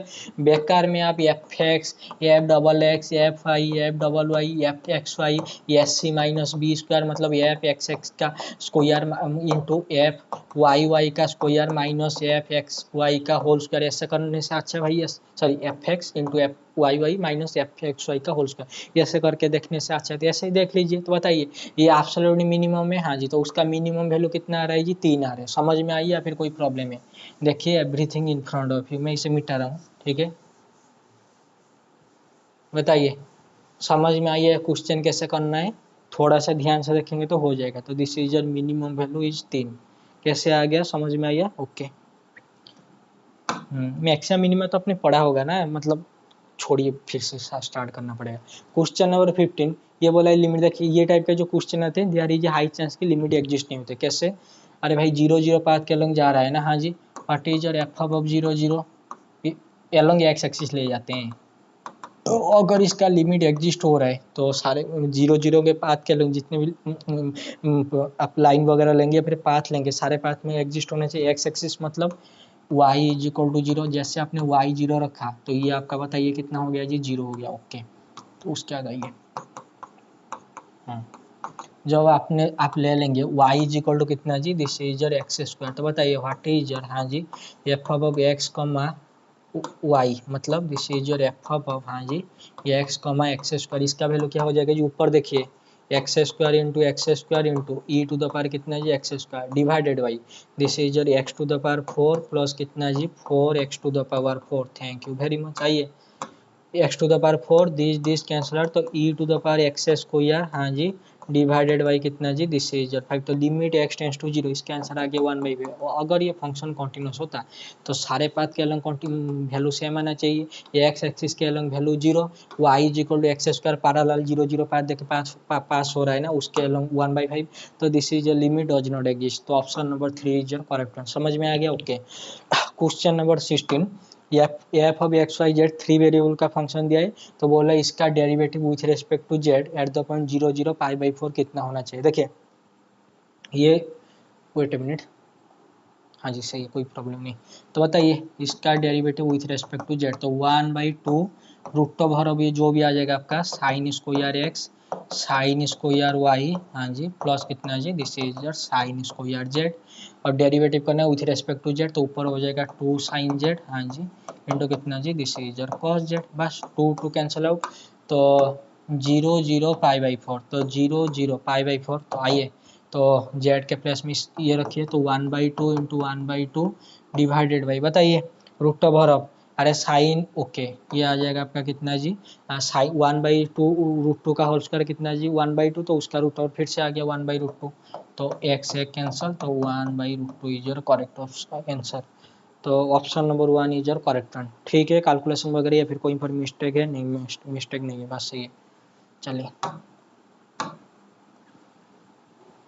the demand sum for f above x is equal to x square on the interval this partition ये given है which uses तो लेफ्ट एंड पॉइंट है सैम्पल पॉइंट। देखिए जब कभी होगा यहाँ पर लेफ्ट एंड पॉइंट से सैम्पल पॉइंट, तो आप क्या निकालेंगे जी, दिस इज जो लोअर सम निकालेंगे, क्या निकालेंगे जी, दिस इज जो लोअर सम, तो आइए निकालते हैं, दिस इज जो lower sum of the function F. आइए तो पहले फंक्शन ड्रॉ कर लेते हैं, बताइए फंक्शन कैसा है जी, एक्स स्क्वायर है, this is your x square, किस इंटरवल में जी, क्लोज इंटरवल 0 और 3 पे, ओके, पार्टीशन क्या है जी 0 3/2, यहाँ पर 2 3, ओके, तो लोअर सम निकालेंगे, तो बताइए इसका आंसर क्या हो जाएगा जी, this is your small m1 into कितना जी del t1, let me tell you what is this, small m2 into del t2, this is your small m3 into कितना जी डेल t3, देखिए इनके बीच इसके बीच, तो कितने पार्टीशन है जी, 3 पार्टीशन, ये जो पार्टीशन का ये देख लीजिए 1 2 3, सब इंटरवल कितने बन जाएंगे जी, 3 बनेंगे ना बस, तो डेल t1 का मतलब ये पहला वाला सब interval, okay, what is small m1, small m1 का मतलब होता है ये जो फंक्शन का मिनिमम लेना है, तो बताए फंक्शन का मिनिमम, अरे भाई ये देखिए 0 3/2, हाँ जी, union 3/2 2 union 2 3, thank you very much, ये सब इंटरवल में लेंथ कितना है जी 3/2 माइनस 0, तो दिस ईयर 3/2 सब इंटरवल का लेंथ आ गया, फंक्शन का मिनिमम वैल्यू किस पे आएगा जी, 0 पे आएगा, अरे y is equal to X square है ना, इंक्रीजिंग फंक्शन, तो 0 पे मिनिमम आएगा, तो ये आ गया 0, प्लस यहाँ पर आइए m2 का मतलब फंक्शन का मिनिमम 3/2 और 2 के इंटरवल में, पता है कितना आ जाएगा जी 3/2 का होल स्क्वायर, कैसे, अरे फंक्शन आपका एक्स स्क्वायर है ना, तो 3/2 पॉइंट इधर ना, समझ में आ रहा है फिर कोई प्रॉब्लम है जी, बस इंटू डेल t2, तो इनका डिफरेंस 2 माइनस 3/2, तो half, thank you very much, plus m3 मतलब फंक्शन का मिनिमम किस पॉइंट पे आएगा जी 2 पॉइंट पे, तो 2 का square into del t3 3 minus 2, तो दिस इज योर 1, समझ में आ गया, आइए तो ये हो गया आपका 0, ये हो गया आपका कितना जी 9/8, ओके, प्लस ये कितना हो गया जी 4, तो ये हो गया 9 प्लस 32 डिवाइडेड बाई 8, तो ये कितना आ गया जी, दिस इज योर 41/8, तो this is your lower sum, समझ में आ गया, फिर कोई प्रॉब्लम है, option number 4 is your correct one, small m1 into del t1, देखिए del t1 del t2 del 3t जो भी आएगा ये तो एज इट इज रहेगा, अगर यहाँ पर पूछ लेता आपका राइट हैंड पॉइंट का मतलब क्या जी, राइट हैंड पॉइंट मतलब ये पूछ रहा है आपका क्या जी अपर सम, ठीक है, तो अपर सम के लिए यहाँ पर कैपिटल m1 का मतलब क्लोज इंटरवल 0 3/2 में फंक्शन का मैक्सिमम कितना हो जाता है जी एक्स स्क्वायर, मतलब 3/2 का होल स्क्वायर हो जाता है, समझ में आएगी, यहाँ पर 0 नहीं होता, लेकिन अभी लोअर सम के लिए यहाँ पर m1 स्मॉल m1, ओके, दिखाई दे रहा है ना जी, अच्छा क्वेश्चन है, अगर आपने अच्छे से पढ़ा होगा ये रीमान इंटीग्रेशन वगैरह, ये क्वेश्चन को थोड़ी ना छोड़ के आएंगे, मैंने तो एग्जाम दिया था ना, ये वाला एंट्रेंस दिया था, मेरा था आई थिंक 71 या फिर 73 था, मेरा क्लियर नहीं हुआ था, ठीक है, 3 4 76 गया था लास्ट क्वार्टर, तो ये वाला क्वेश्चन तो मैं तो एग्जाम हॉल में करके आया था ना, okay, on the interval close interval 0 1 the function F of x, अच्छा देखिए अगर कोई फंक्शन, मैंने प्रीवियस क्लास में आपको बताया था, अगर कोई फंक्शन, ऐसे ही बता देते हैं, देखिए अगर कोई फंक्शन कॉन्टिन्यूस है रीमान इंटीग्रेशन होगा, अगर कोई फंक्शन आपका मोनोटोनिक इंक्रीजिंग है रीमान इंटीग्रेशन होगा, अगर कोई फंक्शन डिसकंटिन्यूस है वो रीमान इंटीग्रेशन होगा, अगर वो फाइनाइट नंबर ऑफ पॉइंट पे डिसकंटिन्यूस होता है तो, अगर कोई function infinite number of point पे डिसकंटिन्यूस होता है वो भी रीमान इंटीग्रेशन होगा, शर्त ये कंडीशन क्या है जी, वो जो इनफाइनाइट नंबर ऑफ पॉइंट पे डिसकंटिन्यूस आ रहे हैं ना, उसका हम जब लिमिट पॉइंट निकालेंगे उसका जो डिराइव सेट कितना होना चाहिए जी, सेट ऑफ लिमिट पॉइंट 0 मतलब आपका फाइनाइट होना चाहिए, ठीक है, आइए बताइए ये जो फंक्शन आपके सामने लिखा है, जब x रेशनल है तो ये, जब x इरेशनल है तो ये, तो बताइए ये फंक्शन कहाँ पर कॉन्टिन्यूस है जी, ये फंक्शन आपका सिर्फ कॉन्टिन्यूस है हाफ पॉइंट पे, ठीक है, देखिए पूरा क्लोज इंटरवल 0 1 पे, हाँ जी, ये हाफ पॉइंट पे कॉन्टिन्यूस है। तो डिसकॉन्टिन्यूस क्या है जी, डिसकॉन्टिन्यूस है पूरा 0 से लेकर हाफ तक, हाँ जी, और उसके बाद आपका हाफ से लेकर 1 तक। समझ में आ गया, 0 से लेकर हाफ तक, यूनियन हाफ से लेकर 1 तक। तो ये हो गया आपका डिसकॉन्टिन्यूस पॉइंट। तो वो discontinuous infinite number of point पे हो रहे हैं, उसका डिराइव साइड मतलब क्या फाइनाइट है क्या? अरे भाई क्लोज 0 हाफ, हाँ जी, यूनियन हाफ और क्लोज 1, ये पॉइंट पे फंक्शन आपका डिसकंटिन्यूअस है, इनफाइनाइट नंबर ऑफ पॉइंट पे डिसकंटिन्यूअस है। तो बताइए दिस इज योर एफ।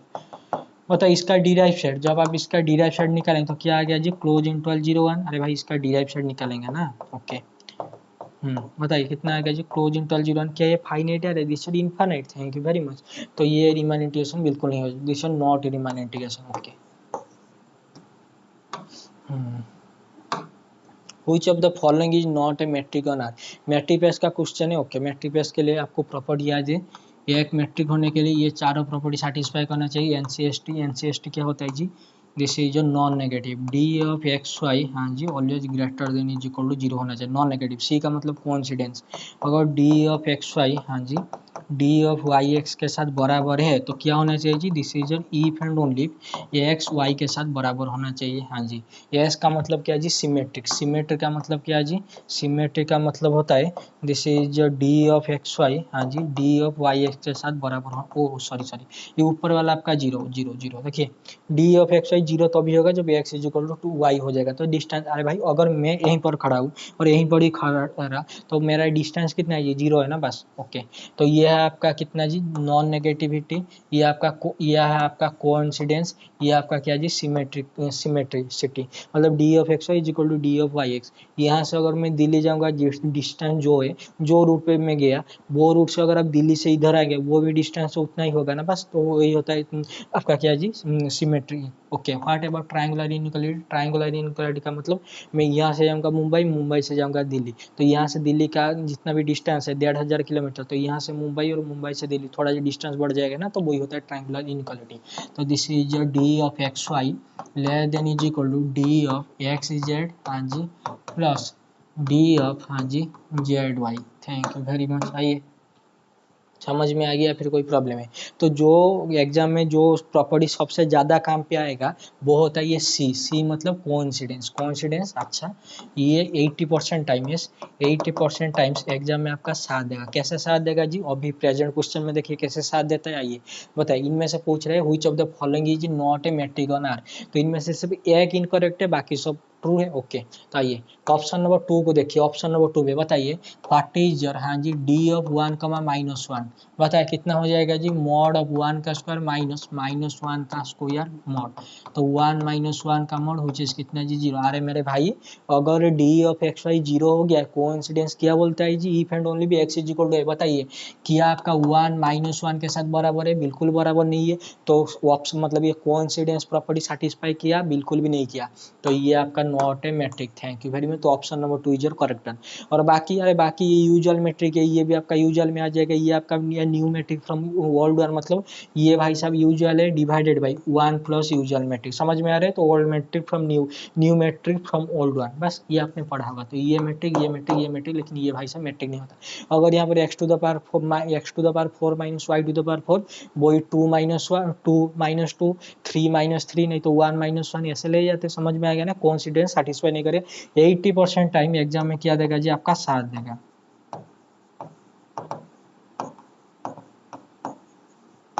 दिखाई दे रहा है? फिर कोई प्रॉब्लम है?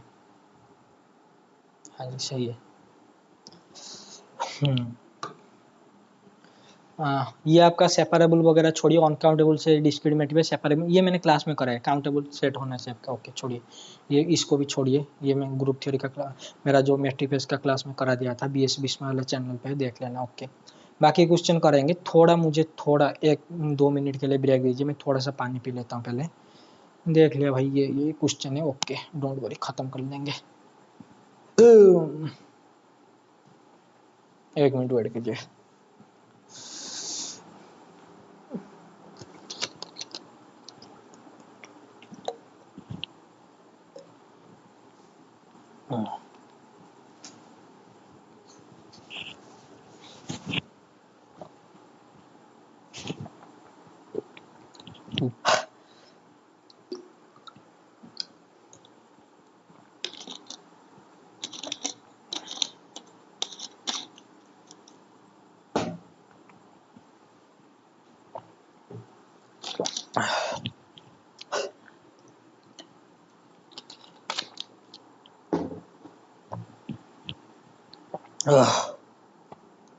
ओके, दिखाई दे रहा है?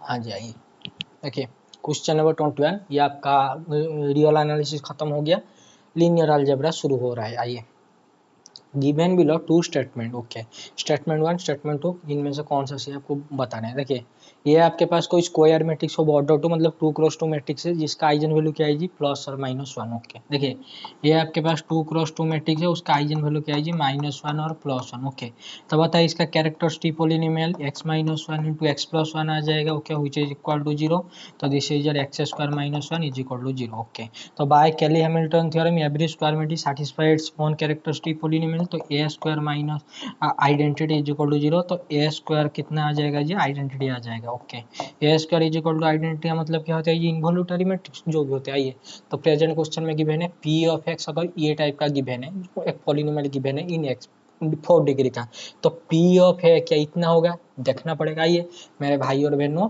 पी ऑफ एक्स ये टाइप का है, तो अभी आपको मिला x² -1 इज इक्वल टू 0, तो ए स्क्वायर माइनस आइडेंटिटी में 0, तो a square is equal to कितना, आइडेंटिटी में, तो इसे भी ऐसे लिखिए। बताइए ए टू द पावर 4 कितना हो जाएगा जी, identity. Thank you very much, मैं लिख रहा हूँ, देख लीजिए ए टू द पावर 4 ये कितना हो जाएगा जी, आइडेंटिटी प्लस एक्स क्यू मतलब ए क्यू मतलब ए स्क्वायर इंटू ए, तो ये आपका हो गया ए माइनस एक्स स्क्वायर का मतलब minus identity matrix plus x का मतलब ए मैट्रिक्स प्लस कितना जी 1 का मतलब identity. Thank you very much, देख लीजिए ये गया तो बचा क्या जी 2a प्लस आइडेंटिटी मैट्रिक्स, ये बोल रहा है ये, तो 2a प्लस आइडेंटिटी मैट्रिक्स हो गया देन, हाँ जी होगा, तो ऑप्शन नंबर मतलब एसर्शन है, पहला स्टेटमेंट सही है।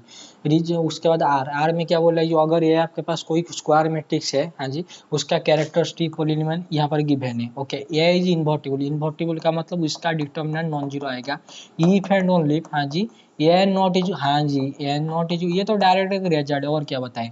ये जो भी आप देखिए, जो भी आप कैरेक्टरिस्टिक पॉलिनोमियल निकाल ले मुझे बताइए। देखिए कैरेक्टरिस्टिक पॉलिनोमियल ये है, तो ये देखिए x to the power n है, हाँ जी, प्लस दिस इज ए1, थोड़ा देख लीजिए a1 x to the power n minus one plus a2 x to the power n minus two plus कहाँ तक जी, this is your, wait a minute, a3 x square plus a2x, हाँ जी, plus this is your a1, sorry I think मैंने कहीं पर mistake कर दिया है क्या, वेट एक मिनट वेट करना जी। Okay, this is your a n minus one, sorry a n minus two x to the x, okay sorry x square plus a n minus one x, okay, plus कितना जी, this is your n, आई देखिए ये है आपका क्या जी, characteristic polynomial, मैंने इसे थोड़ा सा खोल के ऐसा लिख दिया, ठीक है। Okay, this is your characteristic polynomial. मुझे बताइए ये क्या एक पॉलिनोमियल है, ये देख के बताइए क्या ये एक पॉलिनोमियल है, हाँ जी पॉलिनोमियल है। आपके पास पॉलिनोमियल है, बताइए पॉलिनोमियल का रूट क्या आता है जी, सॉरी प्रोडक्ट ऑफ रूट क्या आता है जी, प्रोडक्ट ऑफ रूट आता है, याद आ रहा है product of root, this is your minus N divided by कितना जी, इसका कोएफिशिएंट मतलब 1, आई थिंक यहाँ पर आपका प्लस होना चाहिए, तो ये आ गया कितना जी n. Thank you very much. अगर आपका ये प्रोडक्ट ऑफ रूट समझ में आ रहा है, alpha into beta into gamma into जितने भी आपका रूट है, ठीक है, अल्फा 1 अल्फा 2 अल्फा 3 इंटू कितना जी, दिस इज अल्फा। देखिए आपके पास एक एन डिग्री का पॉलिनोमियल है, अगर इसके पास एन डिग्री का पॉलिनोमियल है तो इसका इसके बाद एन रूट आएंगे, तो एन रूट का प्रोडक्ट मतलब प्रोडक्ट ऑफ ऑल रूट कितना हो जाएगा जी, this is your n divided by इसका कोएफिशिएंट कितना आ गया जी 1, तो एन आ गया। अगर ये एन भाई साहब 0 हो गया मेरे भाई और बहनों, जो आपका रूट होता है वो क्या होता है जी, कैरेक्टरिस्टिक पॉलिनोमियल का, अरे जो पॉलिनोमियल का रूट होता है वो कैरेक्टरिस्टिक पॉलिनोमियल का जो रूट होता है वो तो मैट्रिक्स के आइजन वैल्यू होते हैं ना ऑब्वियसली। तो बताइए जो प्रोडक्ट ऑफ रूट का मतलब क्या होता है जी, प्रोडक्ट ऑफ रूट, तो product of all eigen value का मतलब क्या होता है जी, determinant of A. Thank you very much. तो डिटर्मिनेंट ऑफ ए कितना है जी, this is your A n है। अगर ये A not is equal to 0 आया तो अभी जाकर ये क्या बन जाएगा जी, इन्वर्टिबल बनेगा, वही तो बोल रहा है ना, और क्या बात है, बस आपको ना खोल के बताना पड़ेगा। ओके, ये और आर तो सही है, बोल रहा है ये क्या, सॉरी आर किया, ये का करेक्ट एक्सप्लेनेशन है। देखिए आर पे बोले अगर मैट्रिक्स इन्वर्टिबल है तो उसका डिटर्मिनेंट, सॉरी इन्वर्टिबल है तो ये ए एन भाई साहब क्या होना पड़ेगा जी, नॉट इज इक्वल टू 0 होना पड़ेगा। लेकिन ऊपर जो मैट्रिक्स आपके पास रिटर्न है, ऊपर जो मैट्रिक्स यहाँ पर लिखा है, तो उधर से क्या ये मिल रहा है, बिल्कुल भी नहीं मिल रहा है, बस ये तो गया। तो both R and A and R are true, but R is not the correct explanation of A का करेक्ट एक्सप्लेनेशन नहीं है, ठीक है। ओके, दिखाई दे रहा है ना जी, वो कॉन्सेप्ट समझ में आया, वो पॉलिनोमियल का रूट वगैरह जो प्रोडक्ट वगैरह, बस प्रोडक्ट ऑफ रूट और कुछ नहीं। हाँ, ये थोड़ा सा ओपन करके देख लेना, ठीक है, ये हो जाएगा। देखिए यहाँ पर आपका N greater than equal to 1 given है ना, तो एन को आप 1 ले जाइए, सबसे आसानी होगा। एन को अगर आप 1 ले जाएंगे तो व्हाट इज जो T N divide the sum of this बोल रहा है, तो क्या होना चाहिए, ठीक है। तो इसको थोड़ा ओपन करके देख लेना, यहाँ से 2 से 2 तो क्या आ जाएगा वैल्यू, काम हो जाएगा आपका। ओके, क्वेश्चन नंबर 23 छोड़िए, अभी के लिए थोड़ा आपको हैवी हो जाएगा, मेरे लिए भाई हैवी हो जाएगा। And the positive integer that, ये तो मतलब छोड़िए, नंबर 3 का क्वेश्चन है। ये बोला है कि ऐसा पॉजिटिव इंटीजर, उस दिन स्मॉलेस्ट दिया था लेकिन आज सिर्फ गिवन है positive integer, that leaves remainder 232 when divided by 357। Okay, अगर 3 डिवाइड एन, रिमाइंडर कितना दे रहा है जी, रिमाइंडर दे रहा है 2। अगर 5 डिवाइड कर रहा है एन को, रिमाइंडर दे रहा है 3। अगर 7 डिवाइड कर रहा है एन को, रिमाइंडर दे रहा है 2। तो यही सब है, ठीक है। आइए मुझे बताइए, 5 को मैंने बोला था ना, जब भी 5 वगैरह आ जाए, 5 या 11 वगैरह कुछ को पकड़ लेना, ठीक है। 5 के साथ आइए, देखिए 5 जब 44 के साथ डिवाइड करेगा, रिमाइंडर कितना देगा जी, 4 देगा। 5 से 23 के साथ डिवाइड कर तो रिमाइंडर 3 देगा। तो ये तो सब ओपन है, अच्छा कोई बात नहीं। आइए बताइए, 3 जब 58 के साथ डिवाइड करेगा, वेट मिनट, हाँ जी सही है, 3 जब 58 के साथ डिवाइड करेगा, 5 इंटू 5 7 12, तो रिमाइंडर 1 देना चाहिए, लेकिन यहाँ पर बोला रिमाइंडर 2 देगा, तो ये तो गया। ओके, जब 3 38 के साथ डिवाइड करेगा, 3 6, तो रिमाइंडर कितना देगा जी, 2 देगा, तो ये तो है। ओके, यहाँ पर आ जाए, जब 3 23 के साथ डिवाइड करे तो रिमाइंडर कितना दे रहा है जी, 2 दे रहा है। तो ये दोनों ऑप्शन तो सेटिस्फाई हो रहे हैं, 3 के लिए भी और 5 के लिए भी। तो 7 के लिए देख लेते हैं, 7 के लिए 7 जब 38 से डिवाइड कर, रिमाइंडर कितना देगा जी, 3, ये तो बोला है 2 देगा। जब 7 23 से डिवाइड होगा, रिमाइंडर कितना देगा जी, 2 देगा। तो option number 4 is your correct one. समझ में आ गया? फिर अरे नंबर 3 का क्वेश्चन है, इतना इजी क्वेश्चन भी अब नहीं करेंगे तो कैसा होगा जी। An element a of a group G is called item, अच्छा आइटमपोटेंट एलिमेंट का डेफिनेशन गिवन है। If G is a group of all non singular matrix, non singular का मतलब डिटर्मिनेंट नॉन जीरो है, matter over the reals of order 2। देखिए ये जी भाई साहब ये टाइप का है, देखिए 2j, हाँ जी, belongs to GL2 over R, general linear group, याद आ रहा है, दिस इज योर जनरल, ऐसा 2 cross 2 matrix over the real number जिसका डिटर्मिनेंट नॉन जीरो होना चाहिए, ठीक है। ओके, ये का determinant not is equal to 0 होना चाहिए। अच्छा, 2 क्रॉस 2 मैट्रिक्स का कलेक्शन, और यानी एलिमेंट ये जो आइडेम्पोटेंट होते हैं, आइडेम्पोटेंट का तो उस डेफिनेशन दे दिया, छोड़िए। Then the number of idempotent element in G, तो ये जो आपके पास, ये बोले आपके पास कितने 2 क्रॉस 2, देखिए ये बोल रहा है आपके पास कितने 2 क्रॉस 2 मैट्रिक्स ऐसे मिलेंगे, हाँ जी, ऐसे आपके पास 2 क्रॉस 2 मैट्रिक्स मिलेंगे जिसका डिटर्मिनेंट क्या होना चाहिए जी, नॉन जीरो होना चाहिए, और क्या होना चाहिए जी, आइडेम्पोटेंट, और A square is equal to idempotent होना चाहिए। यही बोले, मुझे बताइए ए square is equal to A, हाँ जी, तो A into A minus identity matrix कितना आ गया जी, 0। तो ए तो आइदर 0 होगा, नहीं तो ए क्या होगा जी, दिस इज योर आइडेंटिटी। अगर आपको ये सिर्फ इतना बोलता है कि idempotent matrix, then the number of idempotent matrix in G, अगर आइडेम्पोटेंट मैट्रिक्स बोल रहे हैं और यहाँ पर नॉन सिंगुलर भी गिवन है, देखिए पहली बात यहाँ पर नॉन सिंगुलर है, सेकंड बात यहाँ पर आइडेम्पोटेंट बोला है, मतलब आपको ढूंढना है क्या जी, दिस इज योर आइडेंटिटी, मतलब आपको ढूंढना है ऐसा वेट एक काम करते हैं, आइडेंटिटी मैट्रिक्स आपको ढूंढना है, मतलब जिसका स्क्वायर करने पर आपका ये आना चाहिए, लेकिन वो उसका डिटरमिनेंट नॉन जीरो होना चाहिए। अगर आपको बोल देता, देखिए अगर ये स्टेटमेंट अगर नहीं होता नॉन सिंगुलर, तो बोल देता कि नंबर ऑफ आइडेम्पोटेंट मैट्रिक्स, तो आप एक काम करते हैं 1/2 1/2 1/2 1/2, क्या ये एक आइडेम्पोटेंट मैट्रिक्स है, इसका जब स्क्वायर करेंगे क्या ये ए के साथ आ रहा है, बराबर देख लेना पड़ेगा, बताइए 1/4 प्लस 1/4 1/2 1/2 1/2, अरे भाई साहब ये तो आ गया, समझ में आ रहा है या फिर कोई प्रॉब्लम, यहाँ तक समझ में आ रहा है ना, हाँ जी समझ में आ रहा है। सिमिलरली बताइए, अगर आप ले जाते हैं 1 1 1 1, बताइए इसका स्क्वायर करने पर, सॉरी इसका स्क्वायर में प्रॉब्लम आ जाए, कोई बात नहीं, 1 0 0 1, इंटू 1001, ये कितना आ जाएगा जी, वही आइडेंटिटी आ जाएगा। Thank you. बट मुझे बताइए ऊपर वाला आपका सिंगुलर है या non singular? This is singular, इसका डिटर्मिनेंट जीरो, लेकिन ये जो नीचे वाला है क्या है जी, दिस इसका डिटर्मिनेंट नॉन जीरो। और जीरो मैट्रिक्स के लिए, जीरो मैट्रिक्स के लिए उसका डिटर्मिनेंट जीरो। तो आपको अभी अगर प्रेजेंट क्वेश्चन में गिवन है क्या जी, नॉन सिंगुलर, तो ऐसा मैट्रिक्स लेना है जो नॉन सिंगुलर होना चाहिए और आइडेंटिटी होना चाहिए, मतलब इनडायरेक्टली वो आइडेंटिटी मैट्रिक्स के जैसे इशारा दे रहा है। तो इसका आंसर से भी एक होगा। पूरी दुनिया पे, ये पूरी दुनिया पे 2x2 ऐसा मैट्रिक्स जो आइडेंटिटी होना चाहिए और उसका डिटर्मिनेंट नॉन जीरो है, तो वो क्या हो जाएगा जी, this is your identity only, sorry identity matrix only. 2 3 4 out of question. समझ में आया या फिर कोई दिक्कत वगैरह है, देख लीजिए। Okay, given below two, given below, okay, इनमें से कौन सा सही कौन सा फॉल्स पूछ रहा है, आइए। हम्म हम्म पहला स्टेटमेंट बोल रहा है, ओके, पहले आर वाला देख लेते हैं। सेकंड स्टेटमेंट बोल रहा है, it is not necessary that a group G has two proper subgroups, obviously. अरे भाई नेसेसरी थोड़ी ना, जैसे सिंपल ग्रुप, सिंपल ग्रुप का मतलब क्या होता है, ऐसा ग्रुप जिसका प्रॉपर सब ग्रुप कोई होगा ही नहीं, मतलब वो ग्रुप के सिर्फ दो ही सब ग्रुप है, एक खुद और एक आइडेंटिटी।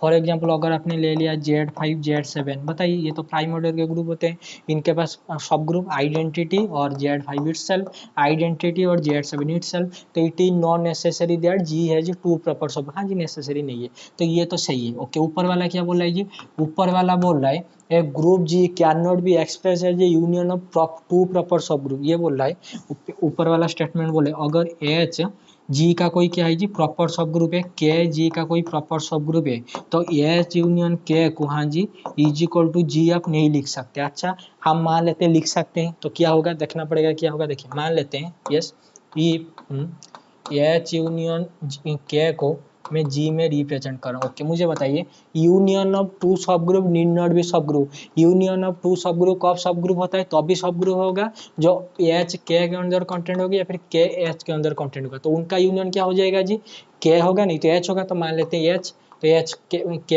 एच के अंदर कंटेंट है, तो एच इज इक्वल टू जी। अरे भाई एच तो जी के बराबर आ गया, लेकिन क्वेश्चन में क्या पूछा था जी, प्रॉपर है ना, हाँ जी एच तो यहाँ पर प्रॉपर था, यहाँ पर एच इज इक्वल टू जी आ गया, तो मतलब कॉन्ट्राडिक्शन आ गया। तो कोई भी दो प्रॉपर सब ग्रुप को आप जब यूनियन करेंगे वो ग्रुप के बराबर कभी आएगा ही नहीं। Thank you very much. तो पहला वाला क्या है जी, दिस इज योर फॉल्स है। आइए, तो पहला फॉल्स दूसरा ट्रू, तो option number 4 is your correct one. पहला फॉल्स दूसरा ट्रू, समझ में आ गया, ये जो ये बोथ आर ट्रू जो बोल रहा था ना, बोथ आर करेक्ट, बिल्कुल भी नहीं, ये तो गया, समझ में आ गया। तो ऑप्शन नंबर 4, इन जनरल कोई ग्रुप के पास टू प्रॉपर सब ग्रुप नहीं होते, प्रॉपर सब ग्रुप दोनों नहीं होते, जिससे सिंपल ग्रुप हो गया। और पहला स्टेटमेंट बोल रहा था आपके पास अगर कोई दो दो प्रॉपर सब ग्रुप है, उनका यूनियन आप ग्रुप के बराबर नहीं लिख सकते, अगर आप लिख रहे हैं तो चक्कर आ गया। H union K is equal to G, H union K, union subgroup तभी होता है जब पहला वाला दूसरे के अंदर है, फिर दूसरा वाला पहले के अंदर कंटेंट होना चाहिए, तो दूसरा पहले के अंदर है, फिर पहला दूसरे के अंदर कंटेंट हो गया, मतलब पहला दूसरा हो जाएगा, फिर दूसरा ही पहला हो गया, समझ में आएगा। तो एच इज इक्वल टू के, एच इज इक्वल टू जी हो जाएगा, नहीं तो के इज इक्वल टू जी हो जाएगा। लेकिन यहाँ पर क्या गिवन था जी, एच और के कैसा है जी, दिस इज योर प्रॉपर सब ग्रुप है, तो प्रॉपर है तो बराबर थोड़ी ना आएंगे, तो H union K not is equal to G for any proper true subgroup. Okay, given below the order of a finite cyclic group of G in which of every wait statement 2, the order of a finite cyclic group with one generator is a prime order, the order of finite cyclic group with one generator हाँ जी is a prime order. अच्छा, को अगर आपके पास कोई cyclic group है जिसके पास एक ही जनरेटर है, तो वो ग्रुप का ऑर्डर क्या होना चाहिए जी, प्राइम पावर होना चाहिए, one order, one generator is a prime power होना चाहिए। वेट मैं भी थोड़ा लैंग्वेज में मुझे कन्फ्यूजन लग रहा है। The order of a finite cyclic group, अच्छा तो finite every finite cyclic group is isomorphic to Zn। Okay, with one generator, अगर इसके बाद एक जनरेटर है is a prime order, prime power होना चाहिए, one generator is a prime prime power होना चाहिए।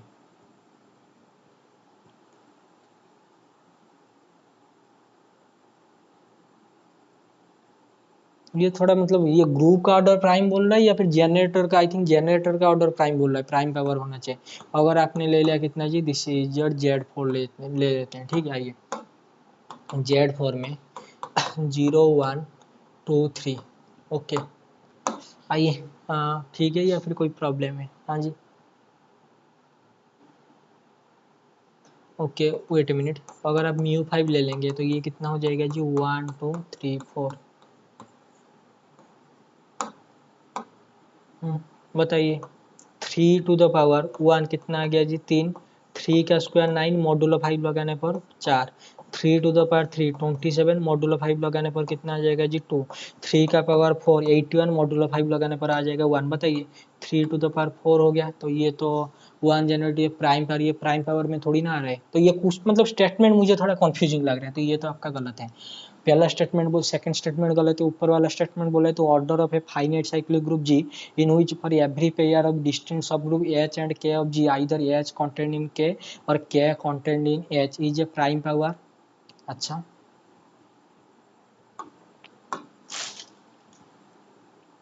The order of a finite cyclic group G. अच्छा, अगर आपने ले लिया मान लीजिए जेट 2 नहीं Z6 वगैरह आपने ले लिया, ठीक है, तो order of a finite cyclic group G, हाँ जी, in which every pair of distinct subgroup जितने पेयर है 6 है, तो एक ऑर्डर का मिल जाएगा, 2 ऑर्डर का मिल जाएगा, 3 ऑर्डर का मिल जाएगा, 6 ऑर्डर का मिल जाएगा। Okay, in which every pair of distinct subgroup H and K of G either H contained in G, H contained in K और K contained in H is a prime power होना चाहिए। I think इसके लिए कोई counter example देख लेना, I think ये भी आपका गलत हो जाएगा, फिर भी इसके लिए कोई काउंटर एग्जाम्पल देख लेना। मुझे स्टेटमेंट में जो प्राइम पावर बोला है ना, मैं कंफ्यूज हो रहा है कि ग्रुप के बारे में बोला है या फिर वो जो जनरेटर इसके बारे में बोले। ओके कोई बात नहीं। Let G be a group of जिस type Z to the power p to the power n is equal to 1, ये group of root of unity है, ठीक है। Okay, be a p power roots of unity in complex with p prime, then G is isomorphic to a proper question itself, तो G proper question of itself से G is isomorphic to proper question to itself. G has a normal series with all factor groups are abelian। G has a normal series in which all factors of groups are abelian। ये तो एक cyclic group है, ये cyclic group है, सो इनका जो भी आ जाएगा सीरीज वगैरह ये तो abelian हो जाएगा पक्का पक्का। ऊपर वाले के लिए क्वेश्चन मार के थोड़ा सा देख लेना, स्टेटमेंट मुझे कन्फ्यूजिंग लग रहा है भाई सच में।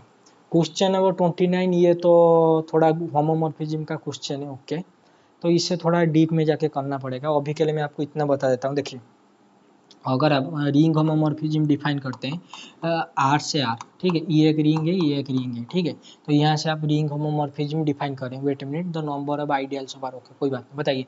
देखिए जब आप रिंग होमोमॉर्फिज्म डिफाइन करें, रिंग होमोमॉर्फिज्म हो या फिर ग्रुप होमोमॉर्फिज्म हो, तो बताइए फास्ट आइसोमॉर्फिज्म जी थ्योरम क्या बताता है जी, डोमेन बाई कितना जी, दिस इज योर कर्नेल, हाँ जी, यहाँ पर 5। Okay, this is isomorphic to क्या जी, this is your range of okay 5। Okay wait a minute मेरे भाई और बहनों, जब आप ग्रुप थ्योरी के साथ डील करते हैं, ये जो नीचे वाला जो कर्नेल वगैरह क्या होता है जी, नॉर्मल होता है, लेकिन जब आप रिंग थ्योरी में आते हैं, ये जो डिनोमिनेटर में जो होता है ना कर्नेल वगैरह, ये क्या होता है जी, दिस इज योर आइडियल होता है ना। अरे भाई ग्रुप थ्योरी में जी बाई एच नॉर्मल सब जो सब ग्रुप वगैरह करते हैं ना, क्वेश्चन सब ग्रुप, लेकिन यहाँ पर क्या बोलते हैं, this is your ideal question rings. याद आ रहा है, हाँ जी आ रहा है। तो आइए ये बोल रहा है, अगर आर आपके पास कोई रिंग है and S be the set of all distinct homomorphic images up to isomorphism R, तो आर से आर के लिए सही है। ओके, इफ एस का कार्डिनलिटी कितना है जी, एन है, देन तो number of ideals of R, तो नंबर ऑफ आइडियल्स, तो इसका कार्डिनलिटी वो पूछ रहा है कितना आएगा। देखिए डोमेन बाई कर्नल, ये जो भी आपका आइडियल होता है, ये आइसोमॉर्फिक टू रेंज ऑफ है, और ये क्या है, ये आइसोमॉर्फिक है आर के साथ। अगर ये आइसोमॉर्फिक है तो ये किसके साथ बराबर हो जाएगा जी, आर के साथ। बताइए ये R by kernel this is isomorphic to अगर आर हो रहा है, और ये एस का कार्डिनलिटी मतलब जो सेट ऑफ ऑल डिस्टेंट आपका होमोमॉर्फिज्म में कितना है जी आपके पास एन है, तो ये क्या इसके साथ बराबर होगा। ये थोड़ा एक कॉन्सेप्ट होता है, इसका प्रूफ भी करना पड़ेगा, तो अभी के लिए ये होता है, ये अगर एन है तो ये भी आपका एन हो जाएगा 100%। इसका थोड़ा प्रूफ है। अरे भाई मतलब कैसे समझाऊं, कोई एग्जाम्पल वगैरह लेके देख लेना, ठीक है, ये हो जाता है। तो this is your equal to N, this is your correct one, ठीक है, ऑप्शन नंबर 3। तो इसके लिए थोड़ा मतलब चाहिए, मतलब ये मान लो, देखिए डोमेन है, डिनोमिनेटर में क्या है जी, दिस योर कर्नेल फाइव, कुछ चीज क्या है जी, दिस योर आइडियल। ये बोला है कितने आपके पास मतलब है होमोमॉर्फिज्म में जी, डिस्टिंक्ट होमोमॉर्फिज्म और N homomorphism, N distinct homomorphism में, तो ये कर्नेल को आप एक बार, दो बार, तीन बार, अप टू कितने बार जी, एन टाइम्स करेंगे, तो आर आर के साथ, आर आर के साथ, तो समझ में आ रही है, फिर कोई प्रॉब्लम उसी टाइप का कुछ आएगा। ओके, ये थोड़ा सा मतलब हैवी दे दिया था। Question number 30, consider the following statement, the RDT, ये भी भाई साहब थोड़ा सा वही लेवल का है।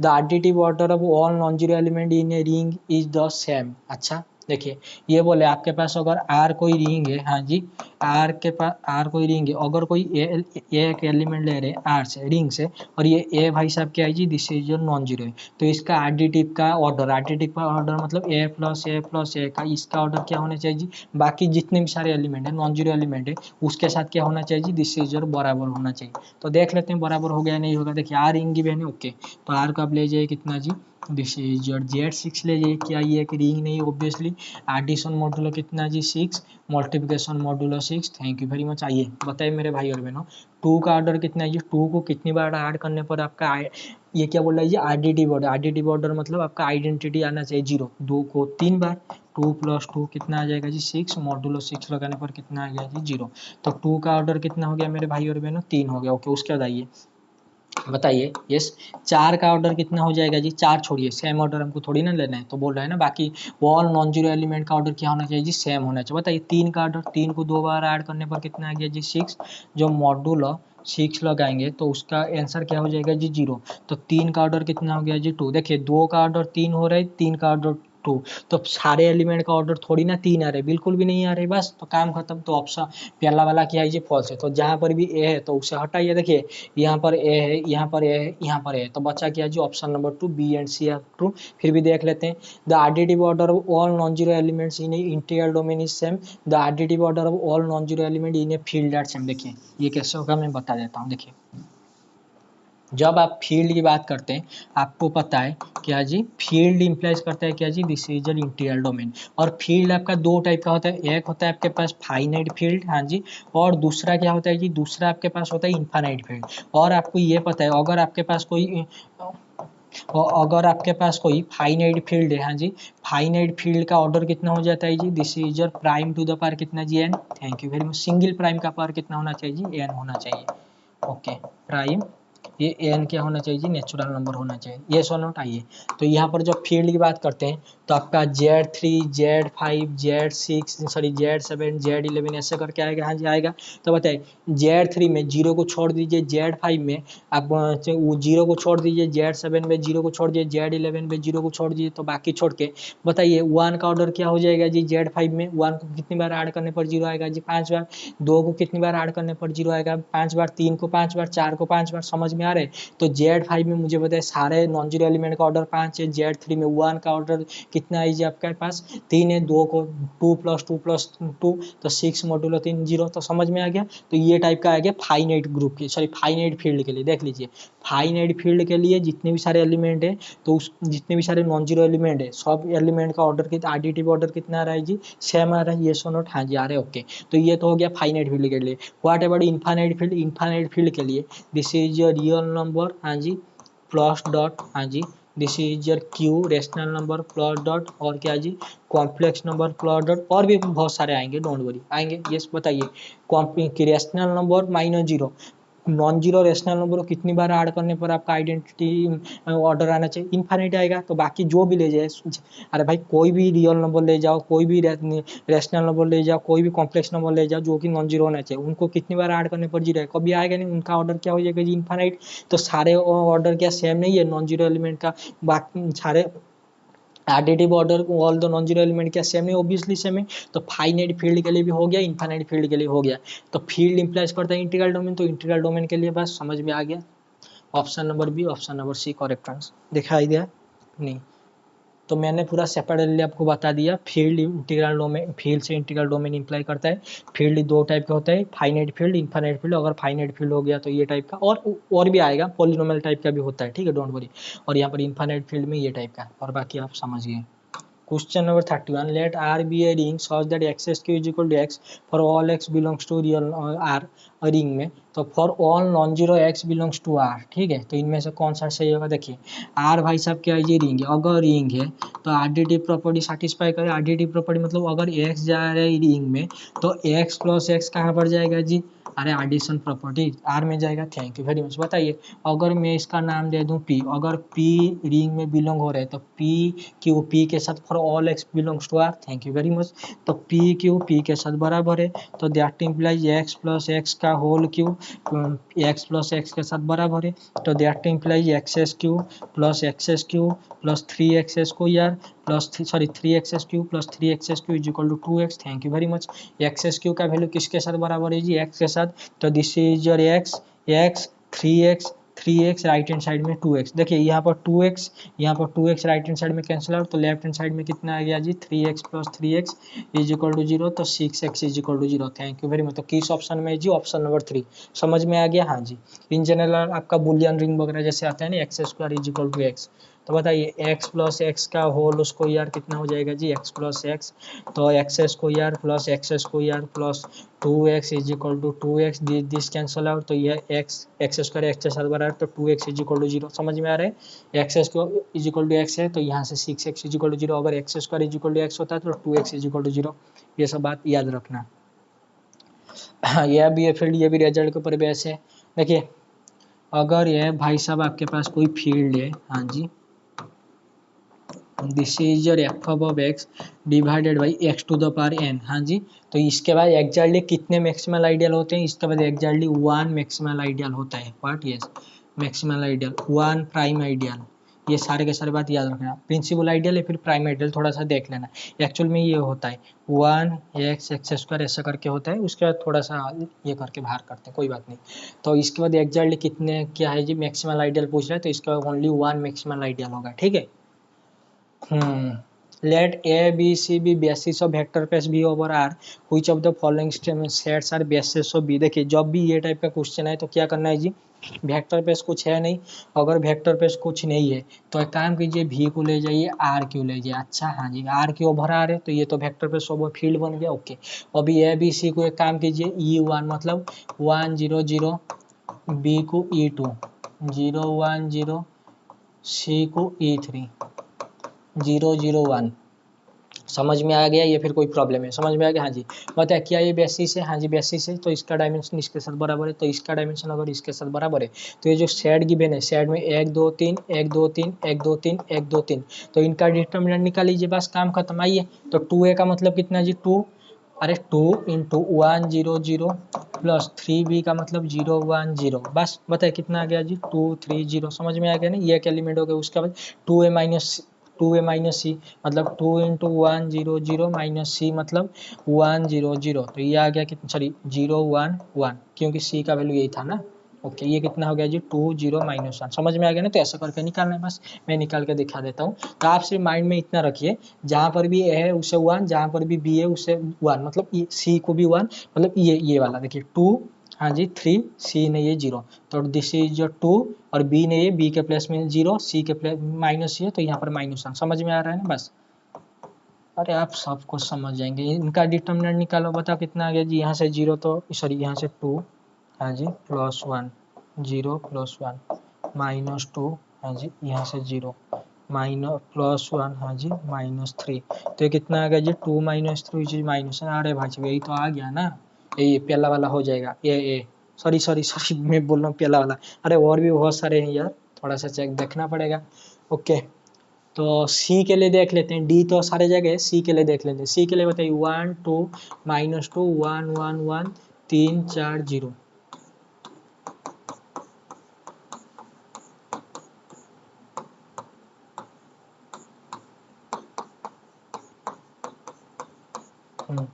-4 -10 +12, ठीक है, या फिर कोई प्रॉब्लम वगैरह है, वेट थोड़ा सा वेट कीजिए, मैं देख लेता हूँ। 1 2 -2 1 1 1 3 4 0, ओके।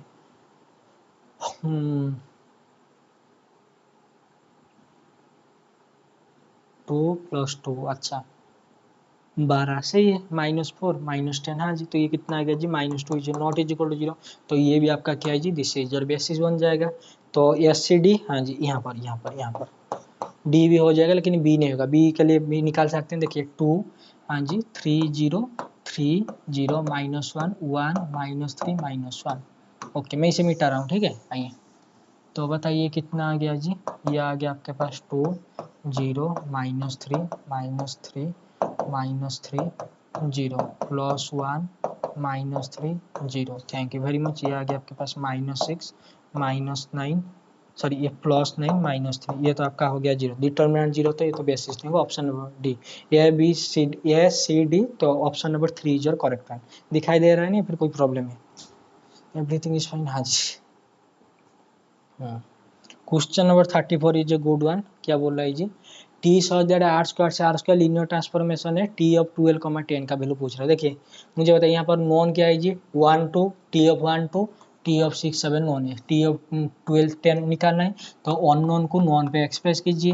तो this is your alpha into 1 2 plus beta into 6 7। Thank you very much. तो बताइए यहाँ से क्या मिल गया जी, alpha into 6 beta is equal to 12, 2 alpha plus 7 beta is equal to 10। Thank you very much. तो एक काम कीजिए, 2 के साथ मल्टीप्लाई कीजिए, हाँ जी, तो ये माइनस माइनस माइनस, तो बताए कितना आ गया जी, this is your 12 beta minus 7 beta, तो this is your 5 beta is equal to 2 into 12 24, 24 से 10 गया तो कितना हो गया जी 14। Thank you very much. तो यहाँ पर बीटा का वैल्यू कितना हो गया जी 14/5। ओके, बीटा भाई सब हो गया 14/5, तो ये हो गया आपके पास 14/5। ओके, उसके बाद आइए अल्फा का value, wait a minute, alpha हो जाएगा आपका 12 माइनस 6 इंटू बीटा, तो 14/5, तो ये हो गया आपके पास 60 माइनस 84 डिवाइडेड बाई 5, तो दिस इज -24/5, तो दिस इज -24/5। ओके, उसके बाद क्या करेंगे जी, देखिए यहाँ पर जो अल्फा बीटा था ये सारे के सारे क्या है जिसका कलर आपको पता है, अल्फा इंटू टी ओ भी किसके साथ बराबर हो जाता है जी, टी ओ भी अल्फा इंटू भी, अरे भाई लीनियर ट्रांसफॉर्मेशन है ना, टी ऑफ अल्फा भी अल्फा इंटू टी ऑफ भी के साथ बराबर हो जाएगा। अभी क्या करेंगे जी, बोथ साइड में लीनियर ट्रांसफॉर्मेशन लगाइए, मतलब टी लगाइए, तो T of alpha, thank you very much. तो समझ में आ गया ना, तो मैंने बाहर निकाल लिया, कैसे निकाला आपको पता है क्योंकि लीनियर ट्रांसफॉर्मेशन गिवन है आर स्क्वायर से आर क्यू, ठीक है। तो बताइए टी ऑफ 12, 10 का वैल्यू कितना हो जाएगा, बाहर बैठा है आपका -4/5 इंटू टी ऑफ 1 2 का value 3 4 5, thank you very much, plus यहाँ पर है आपका कितना जी 14/5 इंटू टी ऑफ 6 7 का value 8 9 10, thank you very much. आइए बताइए ये आपका आ गया कितना जी -72/5, हाँ जी, plus this is your 14 into 8, तो दिस इज योर 2, हाँ जी 3102 डिवाइडेड बाई 5, कॉमा ये आ गया कितना जी आपका -96 डिवाइडेड बाई 5, हाँ जी, plus this is your 14 into 9, तो this is 144 divided by 5। Okay, ये आ गया कितना जी आपका -24। ओके, प्लस ये आपका कितना हो गया जी 5 इंटू 2, 5 इंटू ओके 2, ये ओके 28, सही है। आइए बताइए कितना आ गया फाइनली 102 माइनस 70, तो 30/5 कितना होता है जी 6। ओके, यहाँ पर आइए 144 डिवाइडेड बाई, ओके तो ये आपका हो गया कितना जी 44, wait a minute, I think कहीं पर मिस्टेक है क्या, 14 इंटू 9 ना, हाँ जी 14 इंटू 9 तो आपका होगा 126, I am very very sorry 126, हाँ जी, तो ये तो 30 फिर से आ गया 5, तो हुई कितना जी 6, 30 आ रहा है ना या फिर कुछ और आ रहा है, हाँ जी सही है। ओके, उसके बाद आइए, आई थिंक मे भी कहीं पर मिस्टेक है क्या, वेट एक मिनट वेट कीजिए, एक मिनट वेट कीजिए, एक मिनट जी 14 इंटू 8 कितना होता है जी, ये 112 होता है, मैं भी ना ये 112 होगा तो ये कितना हो जाएगा जी 40/5 विच इज 8। ओके, मैं वही समझ कि 8 आएगा, -24 प्लस 28 तो 4, देख लीजिए इसका आंसर आ गया कितना जी 864, तो option number 4 is your correct. देखिए टी ऑफ 1 2 गिवन था, टी ऑफ 6 7 गिवन था, टी ऑफ 12 10 आपको निकालना था, तो कैसे निकालना पड़ा आप समझ गए, ठीक है। दिखाई दे रहा है फिर कोई प्रॉब्लम है, हाँ जी सही है। आइए question number 35 inner product base का क्वेश्चन है, तो पूछ रहा है ऊपर में से कौन सा इनर प्रोडक्ट बेस है और कौन सा नहीं है। आइए देखिए, जब कभी ये टाइप का क्वेश्चन आए तो ऐसा करना, कैसा करना है जी। देखिए ये कॉन्स्टेंट वगैरह अभी बता नहीं सकते। देखिए x1 ये है ना, x, y है, और x1 x2 x3 है, y1 y2 y3 है, तो ये R3 के मेंबर है। तो ऐसा करना, ये एक लाइन डाल दिया, ये एक लाइन डाल दिया, this is your x1 x2 x3 लिख दिया, this is your y1 y2 y3 लिख दिया। Thank you very much. आइए बताइए x1 इंटू y1 के कोएफिशिएंट कितने जी 1 है, तो यहाँ पर 1 लिख दीजिए। एक मिनट, क्लास चल रहा है, बाद में बात करता हूँ, ठीक है।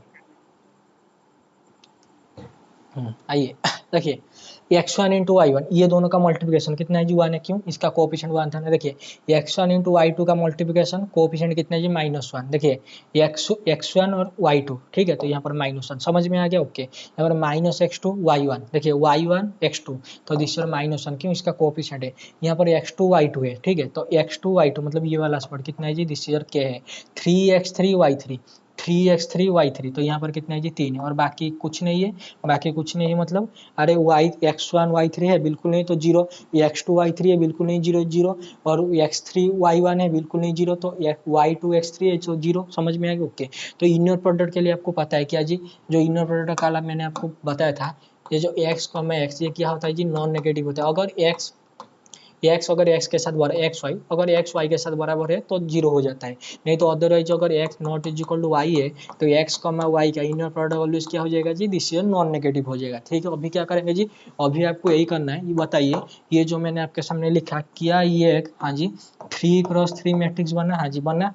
तो देखिए इनर प्रोडक्ट बनाना है, यहाँ पर जितने भी सारे एलिमेंट x1 x2 वो x1 x2 x3 y1 y2 y3, बताइए डिस्टिंक्ट है, ऑब्वियसली डिस्टिंक्ट है, तो इनका डिटरमिनेंट पॉजिटिव लाना है। माइनर वगैरह आपको पता होगा, पॉजिटिव, यहाँ पर ये पॉजिटिव आसपास में बोल देता हूँ। आइए तो बताइए ये पॉजिटिव आना चाहिए, तो अभी जाकर होगा। इनका डिटरमिनेंट बताया कितना आ गया जी, 1 इंटू 3k-0 प्लस 1 इंटू, हाँ जी -3 -0 प्लस 0, ये पॉजिटिव होना चाहिए, तो इसका मतलब 3k-3 ग्रेटर देन 0, तो k ग्रेटर देन 1 होना चाहिए। लेकिन यहाँ पर क्या गिवन है जी, ये बोले for each k positive, k positive के लिए नहीं, k को ग्रेटर देन 1 होना चाहिए। अगर किसी ने k को हाफ ले लिया तो कितना हो जाएगा जी, 3/2 -3 विच इज कितना जी, this is your minus, wait a minute, -3/2, तो बताइए तो नेगेटिव हो गया, तो inner product out of question. Thank you very much. तो पहला वाला स्टेटमेंट गलत है। व्हाट अबाउट सेकंड वाला के लिए भी करना है आपको, मैं करके दिखा देता हूँ। आइए इससे हटाइए, इससे हटाइए, आइए आराम से समझ में आ जाएगा। इनर प्रोडक्ट के लिए माइनर वगैरह आपको पता होगा कैसे क्या करते हैं, डोंट वरी।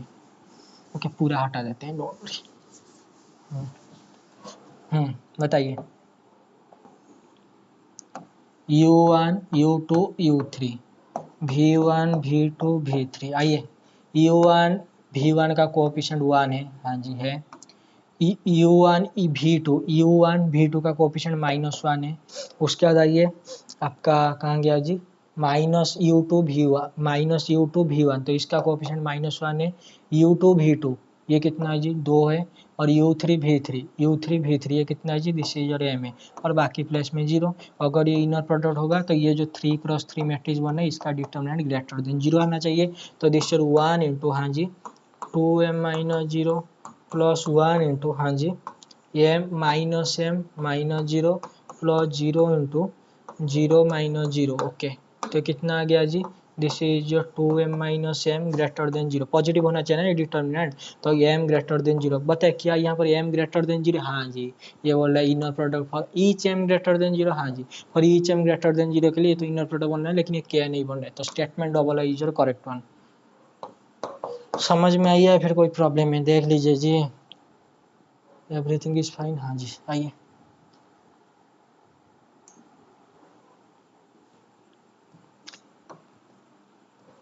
और कुछ क्वेश्चन वगैरह है क्या, देख लेते हैं। आई थिंक बाकी जो क्वेश्चन है वो न्यूमेरिकल पार्ट टाइप का है, मतलब न्यूमेरिकल आना चाहिए, पीडीओडी वगैरह बस। चलिए तो 35 क्वेश्चन में से जितना भी डिस्कशन कर लिए छोड़िए। Thank you. तो कल लास्ट क्लास है, DUT 2022 का क्वेश्चन पेपर डिस्कशन, उसके साथ खत्म हो जाएगा दिल्ली का पेपर, दिल्ली का लड्डू।